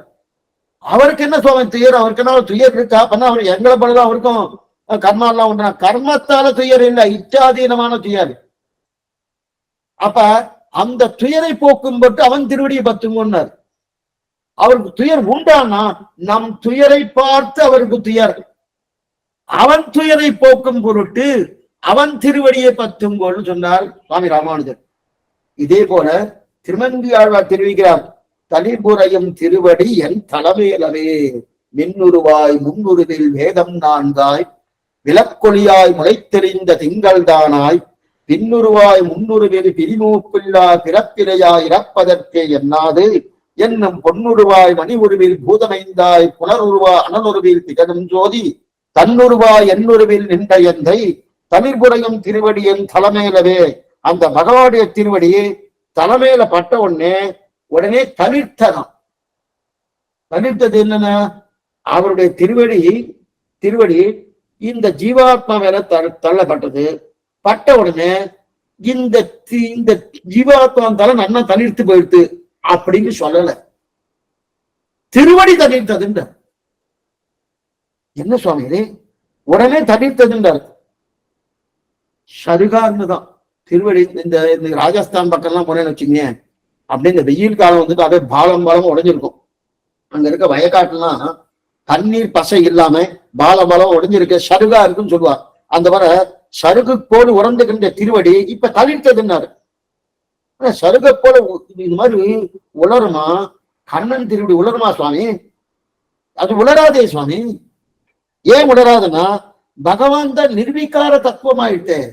அவிகாராய சித்தாய நித்யாய பரமாத்மனே சதைக ரூபாய விஷ்ணவே சர்வஜிஷ்ணவேன்னு சொல்லியிருக்கலையே சாஸ்திரம். அப்படி இருக்கும்போதே திருவடி தளிர்த்தது, தளிர்புறையின் திருவடி தளிர்த்ததுன்னு சொல்லியிருக்கிறேன்னா அது ஆசிரித லாபத்தாலே தளிர்த்தது. இந்த அடியானுடைய திருமுடியிலே என்னுடைய திருவடி வைத்தபடியாலே அவனுடைய தலையில நாம் திருவடி தீண்டப்பட்டது. எப்படினால திருமங்கையாழ்வார் திருமுடியிலே வயலாளி மணமாவுடைய திருவடி பட்டது. பட்ட உடனே அந்த திருமங்கையாழ்வாரா ஆக்கினவனோ அந்த ஆனந்தத்தாலே திருவடி தளிர்த்தது. அந்த ஆனந்தம் அதான் தளிர்புறையும் திருவடி என் தலைமையிலவே. அந்த ஆனந்தத்தாலே தளிர்த்தது இல்லையா? அதே போல இங்க ஒரு ஆனந்தம். இங்க என்ன ஆனந்தம்னா, இங்க திருவரங்கத்தமிழனார் போன்ற இருக்கக்கூடிய அந்த திருமுடியிலே ராமானுஜர் தன்னுடைய திருவை வைத்தாரனோ, அதனால என்ன, விளங்கிய மேகத்தை. அப்ப இந்த திருவடி தனித்துதான், ராமானுஜர் திருவடி தனித்து தெரிவிக்கிறார். இதைத்தான் தொண்டரபடியாழ்வார் தெரிவிக்கிறார். தொண்டரபடியாழ்வார் இதைத்தான் தெரிவிக்கிறார். என்ன தெரிவிக்கலாம், உள்ளுவார் உள்ளிட்டெல்லாம் உடனிருந்து அறிந்து கேட்டு வெல்கி போய் என்னுள்ளே நான் வெலவென சிரித்திட்டேனே. ஏன்னா பகவானை பார்த்து, இல்ல இல்ல நான் ரொம்ப தாழ்ந்தவன், என்னோட நீ சேர வேண்டாம், நான் கொஞ்சம் விலகி போய்கிறேன், நான் பிரியறேன்னு சொல்லி பிரிய ஆரம்பிச்சிட்டார் தொண்டரபடியாழ்வார். இவர் பிராமணோத்தமம், பிரிய ஆரம்பி விப்ரநாராயணன் பேரு. பிரிய பகவான் கேட்கிறார், ஏன் எதுக்கா பிரிகிறேன், எதுக்கா பிரினா, நான் உன்னை ஏமாத்திட்டேனே. ஆழ்வார் தெரிவி தொண்டரபடியாழ்வார் தெரிவிக்கிறார், நான் உன்னை ஏமாத்தினேனே, உன்னை வந்ததே உன்னை ஏமாத்ததுதான் வந்தேன், பெரிய தவறு, அதனால உன்னை விட்டு போறேன்னு. இனிமே உன்னோட இருப்பதற்குண்டான யோகத்தை அற்றவன் அடியேன் அப்படின்னு தெரிந்தார் தொண்டரபடியார். உடனே அவருக்கு பகவான் பார்த்தார், கிடைச்சது ஒரு ஆழ்வார், யாரும் கிடைக்கல. நம்ம எல்லாம் கிடைச்சோம்னா நமக்கு எத்தனை உபகாரம் பண்ணானோ அந்த உபகாரத்துக்கு தகுந்தாம நம்ம ஏதாவது பண்றோம்னா ஒண்ணும் கிடையாது. கிடைச்சது ஒரு ஆழ்வார், அவரே விட்டுருமனே. அப்ப யார கட்டாட்சிக்கிறது, கட்டாட்சிக்கிறதுக்கு ஏதோ அவருடைய கண்கள் இருக்கு இல்லையா, அந்த கண்களை கொண்டு போய் கட்டாட்சிக்கணுமோ, அந்த கட்டாட்சிக்கு யார கிடைக்கிறது, கிடைச்சது இவரையும் விட்டுருவோம்னு சொல்லி அடுத்த பாசம் வந்தது. அடுத்த பாசம் பெருமாள் ஆழ்வாருக்கு ஒரு கதை சொல்றார். என்ன கதை சொன்னா, திரு தொண்டரபடி ஆழ்வாரே, நாம் திருவிக்கிரமவதாரம் பண்ணினோமோனோ, திருவிக்கிரமவதாரம் பண்ணின போது கண்ட பேர் காலில் வச்சனோனோ, அப்ப இன்னார் தாழ்ந்தவர் இன்னார் உயர்ந்தவர்னு பார்த்த வைக்க இல்லையே. அத்தனை பேருடைய அது ஒன்மிதியில் புனலுருவி ஒரு கால் நிற்ப ஒரு காலம் காமரிசி அவனருள்ளத்து. அதே திருநெடுந்தாண்டகம், நிறைய திருநெடுந்தாண்ட பாசம் வந்துட்டு இருக்கு. அப்படி இருக்கச்சே எல்லாத்தையும் கால வச்சிடணும். அப்படி இருக்கச்சே இன்னார் தாழ்ந்தவர் அவர் மேல வேண்டாம், இன்னார் உயர்ந்தவர் இவர் மேல வைக்கலாம், இவர் முடியல வைக்கலாம் சொன்னா இல்லையே. அப்படி இருக்கச்சே உன்னை மட்டும் தாழ்ந்தவர் நினைச்சு விட்டுட்டுவேனா, விட மாட்டேன், உம்முடைய தலையும் எனக்கு வேணும்னு சொல்ல. அப்ப ஆழ்வார் சைடு ஒத்துண்டாரனும், ஒத்துண்டு உண்மையும் விடுவதில்லை சமாதானப்பட்டார் இல்லையா. சிக்கன சங்கன்மாலே தாவிவை உலகம் எல்லாம் அப்படின்ற ஒரு பாசனம், அந்த பாசனம் இருக்காரு, சிக்கன சங்கன்மாலே. அப்ப பகவானுக்கு அருகிலே வந்தார் தொண்டரபடியாளர். அப்ப சிக்கன சங்கன சிக்கன உன்னை நான் பிடித்தேன்கொள் சிக்கனவே, அந்த மாதிரி சிக்கன செங்கன்மாலேன்னு வந்து பாசனம் வந்துட்டு, சிவந்த கண்கள் படைத்தவன் பாசுரம், சிவந்த கண்கள் படைத்தவன் பாசுரம். பெரியவாசங்களை விசாரிக்கிறார், என்ன சுவாமி ஆழ்வார் பிரிந்து போறார், கீழ்பாட்டுல கேட்ட உடனே பிரிந்து போறான்னு தெரிஞ்சுது, பிரியறாருன்னு தெரிஞ்ச உடனே என்னைக்குமே அந்த காலத்துலதான் சொல்லுவாராம். கல்யாணம் ஆயிடுச்சுன்னு வச்சுக்கோ, பாரியா பர்த்தாக்கு, பர்த்தா ஏதோ வியாபார ரீதியா அது வெளிதேசத்துக்கு போகணும், கடல் தாண்டி திரை கடல் ஓடியும் திரவியம் தேடுன்னு சொல்லியிருக்கு. தமிழர்கள் சொல்லுவா அடிக்கடி, திரைக்கடல் ஓடியும் திரவியம் தேடு. வியாபார ரீதியா இந்த திரைக்கடல் ஓடிட்டு போனா வயாச்சுன்னா 3 மாசமோ 4 மாசமோ தெரியாது. அப்ப அத்தனை நாளைக்கு இந்த பாரியாவுடைய திருமேனி இது வெளுத்து போயிடுமா, வெளுத்து அந்த காலத்துல வெளுத்து போயிடுமா. அதே போல இப்ப என்ன ஆயிடுச்சுன்னா, ஆழ்வார் போன பாட்டுல மாட்டேன், உன்னோட பிரியமா உன்னோட பிரிஞ்சுடுறேன், நான் தாழ்ந்தவன், என்னோட சேராதான், நான் சேர மாட்டேன்னு சொன்னாரோனோ. சொன்ன உடனே அப்ப என்ன ஆயிடுச்சுன்னா, பிரிஞ்சு போறான்னு கேட்டோடனே அவருடைய கண்கள்லாம் வெளுத்து போயிடுச்சோம். வெளுத்த செங்கன்மால் கண்கள் வெளுத்தது, அந்த செங்கன்மால் என்று சொல்லக்கூடிய அந்த கண்கள் வெளுத்து போயிடுத்தான். இப்ப போக மாட்டேன் உன்னோடு இருக்கன்னு சொன்ன உடனே சிக்கனை பிடித்தேன்னு சொன்னாருனோ, சொன்ன உடனே விட மாட்டேன்னு சொல்றாருனோ. இப்ப புது கணிப்பு ஏற்பட்டது. புது கணிப்பு ஏற்ற உடனே இப்ப கண்ண சொல்றாரு, சிக்கன செங்கன்மானு. செங்கன்மானா எப்போதும் இருக்கக்கூடிய இயற்கையாக இருக்கக்கூடிய தாமரை கண்ணன் கண்களை இங்க சொல்லல, கொஞ்சம் நல்லா புரிஞ்சுக்கணும். தேவியேன் ஒன்ன சிக்கன செங்கன்மாலேன்னா பகவானுக்கு எப்போதும் மையார் கருங்கண்ணி கபலமலன் மேல் செய்யா திருமார்பினல் செய் திருமாலன்னு தூதிசை கண்கள் கொண்டு வந்து பேசி தூமொழி இசைகள் கொண்டு நோக்கின்னு ஆழ்வார் பாசனம். ஆனா அங்க ஆளுங்க சொல்லல, அவருக்கு இயற்கையா இருக்கக்கூடிய தன்மை இருக்கு இல்லையா கண்கள், சாஸ்திரமே சொல்லியிருக்க தஸ்யதா கத்தியாசம் பொண்டரீதமேவ பக்ஷினி, அந்த கண்ணை பத்தி இங்க சொல்ல. அதெல்லாம் சாஸ்திரம் நன்னாவே சொல்லியிருக்கு. அவருடைய திருக்கங்கள் எப்படி இருக்கு, அவருடைய புண்ணிய காட்சத்தன்மை எப்படி இருக்குன்னு நல்லா சொல்லியிருக்கேன்.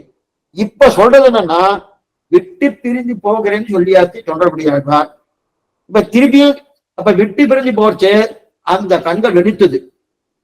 திருப்பி சேரேன்னு சொன்ன உடனே புதியதாக ஒரு கண்களுக்கு ஒரு தளிர்ப்பு ஏற்பட்டதாம், புது கழிப்பு ஏற்பட்டதாம். அந்த புது கழிப்பு ஏற்பட்ட உடனே அதைத்தான் சிக்கன சங்கன் மாலேன்னு தொடர்படியாளர் தெரிவிக்கிறார்.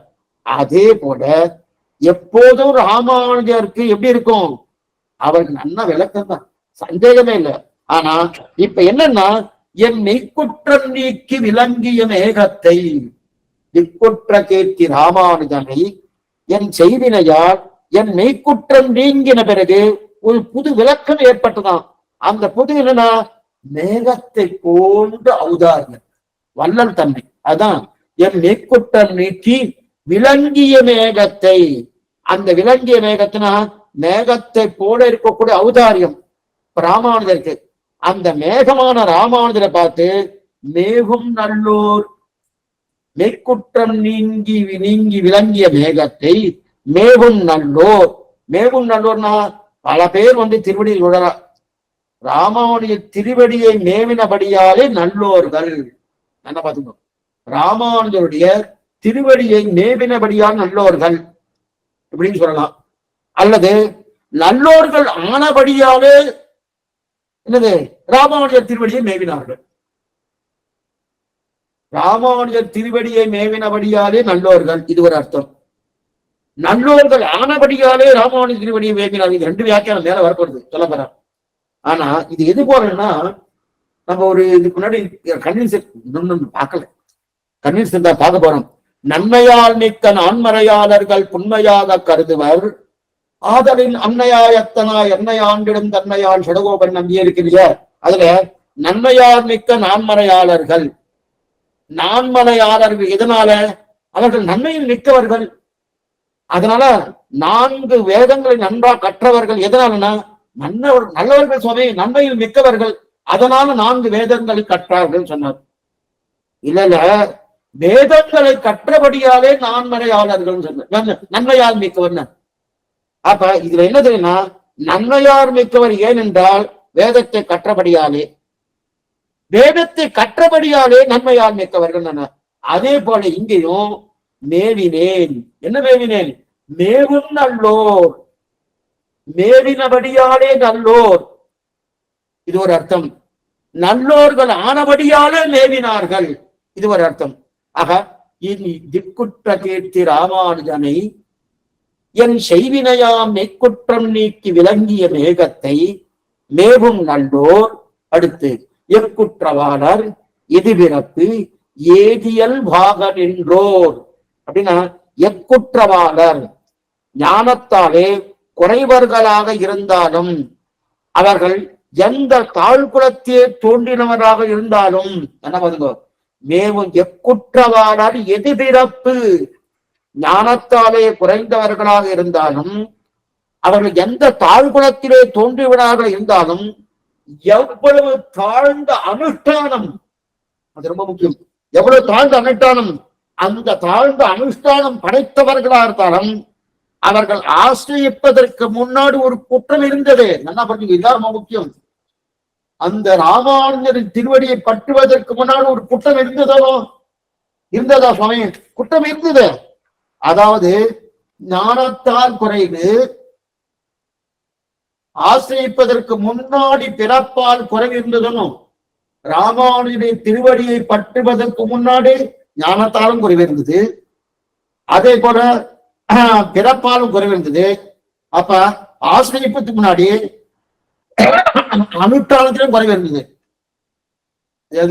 ராமானுடைய திருவடியை பற்றுவது எதுக்காக இது 4 தடவை சொல்றேன்னா, நாம அங்க பச்சனை பெருகி இதெல்லாம் உண்டான்னு கேட்டாதீங்க, கிடையாது. பத்தத்துக்கு முன்னாடி உண்டு. பத்தத்துக்கு முன்னாடி ஞானத்தால் குறைவு, பிறப்பால் குறைவு, அனுஷ்டானத்தால் குறைவு, அதுவும் தாழ்ந்த குலம், தாழ்ந்த ஞானம், தாழ்ந்த அனுஷ்டானம், அதுவே நம்மை ஆட்கொள்ளும். அப்படின்னா எக்குற்றவாளர் எதிர்பிறப்பு ஏதியல் வாக நின்றோர், அக்குற்றம் அப்பிறப்பு அவ்வியல்வே நம்மை ஆட்கொள்ளுமே. அந்த ராமானுடைய பிரபாவத்தை அதிகரித்து நம்மை ஆட்கொள்ளும். அப்படின்னா என்னை நல்ல பாருங்க, என்னை யார் அடிமைப்படுத்தினார்கள் என்றால் ராமானுஜர் என்று, ராமானுஜர் அடியார்களின் அன்று, ராமானுஜர் சார்ந்த அடியார்கள் தாழ்ந்த விருத்தம் இருக்கு இல்லையா? தாழ்ந்த விருத்தம் என்ன? தாழ்ந்த நிலை, தாழ்ந்த அனுஷ்டானம், தாழ்ந்த பிறப்பு, தாழ்ந்த ஞானம், அதுதான் என்னை ஆட்கொண்டது என்று சொல்ல வருகிறார் இப்பாட்டுல. அப்பனா எனக்கு என்னென்ன குவாலிபிகேஷன் உண்டோ எல்லாம் மைனஸ். தாழ்ந்த குலம், தாழ்ந்த அனுஷ்டானம், தாழ்ந்த பிறவி, தாழ்ந்த ஞானம், அது மட்டும் தாழ்ந்த விருத்தம் வேற, இத்தனை பண்ணிட்டு இப்ப என்ன ஆயிடுச்சுன்னா அதுதான் ஆட்கொண்டது.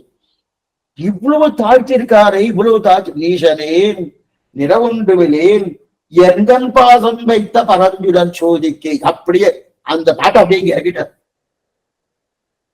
மேல சொல்றேன், அதையோடு சேர்த்து சொல்றேன். அப்படி இருக்கச்சு அந்த அதனால அதுவே என்ன ஆட்கொண்டது. ஆக ராமானுஜரை மேவும் நல்லோர் எத்தனை குற்றம் இருந்தாலும், ராமானுஜரை மேவும் நல்லோர்கள் எத்தனை குற்றம் இருந்தாலும் அந்த குற்றமே நமக்கு உத்தேசமே தவிர அவர் குணங்களை பற்றி நாம் கணிசிக்க வேண்டியது இல்லை. அப்பனா அவன் இவ்வளவு குற்றம் வந்து சுவாமி இன்னைக்கு வந்து சில பேர் சொல்ல பாருங்க, இன்னைக்கு என்னமோ பெருசா வரணும் ராமானுஜரமானு சொல்லிட்டு இருக்காரு சுவாமி. அவரே ஒரு 4 வருஷம் எப்படி இருந்தா தெரியுமா? அத நீங்க நினைச்சா இப்படி நினைக்கிறா பாருங்க. எவ்வளவு பாகவத அபச்சாரம் தெரியுமா? அது எத்தனை பாகவத அபச்சாரம் தெரியுமா? ஒரு தடவையா கேட்கணும் சிவபூஷணம். அதனால மணவாழ்வான் தெரிவிக்கிறார், 6 வசன பூஷணத்தின் ஆழ்பொருள் எல்லாம் அறிவார் ஆனது சொன்னேரில் இடிப்பார் ஒருவர் உண்டாகில் அத்தனை கான் உள்ளவை. யாரார் ஒருத்தர் கூட பொருள் ஒரு உண்டாகில். இந்த சப்தத்தை சொன்னது காரணம் அதுதான்.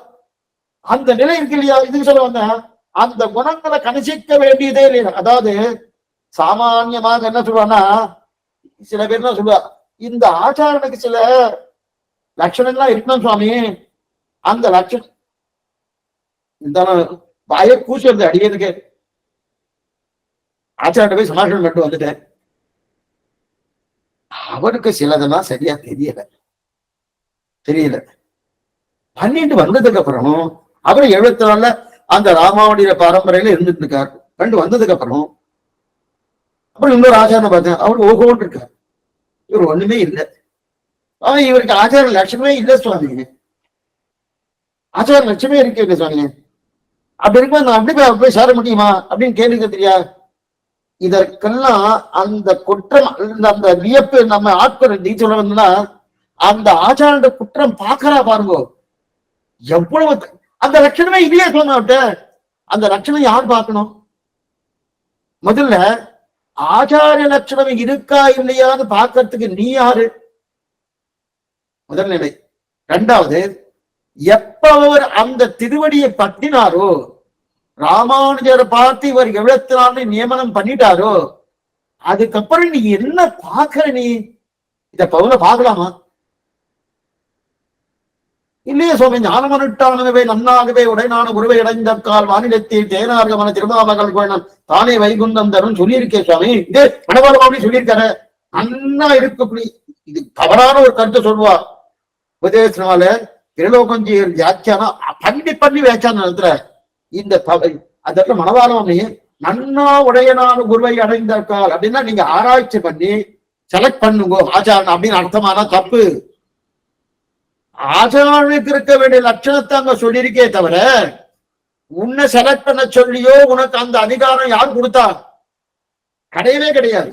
எதுக்கு சொல்ல வந்தேன்னா, ஆச்சாரன் மேல ஒரு குற்றத்தை சுமத்தலாம் இல்லையா?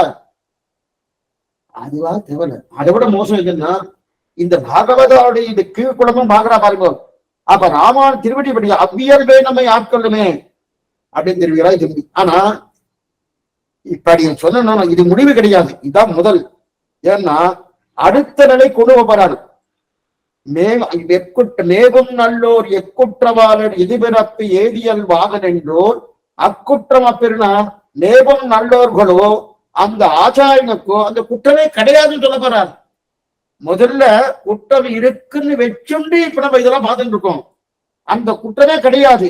ஏன்னா எப்ப மேகம் நல்லோர் ஆயிட்டாரோ அப்படி இருக்கச்சுது குற்றம் இருப்பினும் அந்த குற்றத்தை நற்றாக கொண்டனும் சொல்லியிருக்கார். அது மட்டும் இல்ல, அதுவே ஆட்கொள்ளுமே அப்படின்னு சொல்லியிருக்காரு. ரெண்டாவது, குற்றத்தை பகவானே பார்க்கலையே சுவாமி. பகவான் பார்த்ததுன்னா அவர் பார்க்கலையே, அவரே பார்க்கலையே. அவரே அந்த குற்றத்தை நற்றமாக வாசனையும் உணவிற்கும் நிகரில் பகடாய் உலகம் உண்டுடையாய் என்னை ஆழ்வானே நிகரில மலர் மணிக்கலங்கள் விரும்பும் திருவேங்கடத்துல அந்த குற்றத்தை நல்லா பார்த்துட்டு இருக்காரோ.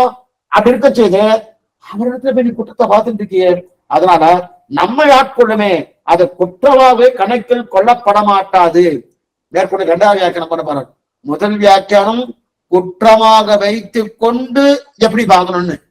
இரண்டாவது வியாக்கியானம் குற்றமே இல்லையே சுவாமி, குற்றமே கிடையாது, கணக்கிலே கொல்லப்படாதுன்னு சொல்ல வர ரெண்டு வியாக்கியானம். மணவாளனுடைய அவதாரிகை ஒரே ஒரு வாசியர்கள் அவதாரிகை 26ஆம் பாட்டு. எம்பெருமானால் விஷயீகரித்த பின்பு அவருடைய குணங்களே தமக்கு தாரக போஷக போக்கியங்கள் என்கிறார் கீழ். அவ்வளவன்பிற்கு அவர் திருவடிகளுக்கு அனன்யார்களாயிருக்கும் மகா பிரபாவரான ஸ்ரீவைஷ்ணவனுடைய பூர்வ அவஸ்தைகள் ஓரொன்றோ என்னை எழுதி கொள்ளார் என்றது என்கிறார் தெரிவிக்கிறார். அப்ப எம்பெருமானார் என்னை விஷயீகரித்தார். என்னை விஷயீகரித்தார் என்ன அர்த்தம்? அல்லலுக்கு நேரே உறவுடன் நான் வந்து நீ என்னை உய்த்த பின். அப்ப ராமானுஜர் விஷயீகரித்த பின்பு அவருடைய குணங்களே நமக்கு தாரக போஷக போக்கியம். எது போல உண்ணும் சோறு பருகு நீர் தின்னும் வெத்திரை எல்லாம் கண்ணன் ஆழ்வார் பகவான் விஷயத்தை சொன்னார். அதே போல உண்ணும் சோறு பருகு நீர் தின்னும் வெத்திரை எல்லாம் ராமானுஜர் என்று திருவரங்கத்தவனார் ராமானுஜர் விஷயத்தை தெரிவிக்கிறார். மேற்கொண்டு என்னன்றது ஆச்சரியமான ஆலிசார் காலத்துல 10 மணிக்கு உண்டு அவசியம். ஆனா அவசியம் தெரிஞ்சுக்க வேண்டிய ஒவ்வொரு ஸ்ரீவைஷ்ணவனும் நமக்கு என்னென்ன சந்தேகம் உண்டோ அந்த சந்தேகத்திலாம் பிரலோகஞ்சியா நிவர்த்தி பண்றார் மணவாள் மணிக்கு அவசியம் கேட்கணும்னு பிரார்த்திக்கிறேன். சந்தேகம் வந்து அவசியம் கேட்கலாம். மேற்கொண்டு சாயங்காலம் 5:30 மணிக்கு திருப்பல்லாண்டு திருவாழ்வாடு பகவத்ஷ காலட்சேபம் உண்டு, அவசியம் வரும்படி காத்து ஆழ்வாரும் பெருமானார் ஆச்சாரியம் பகவதா திருவடிகளே சரணம்.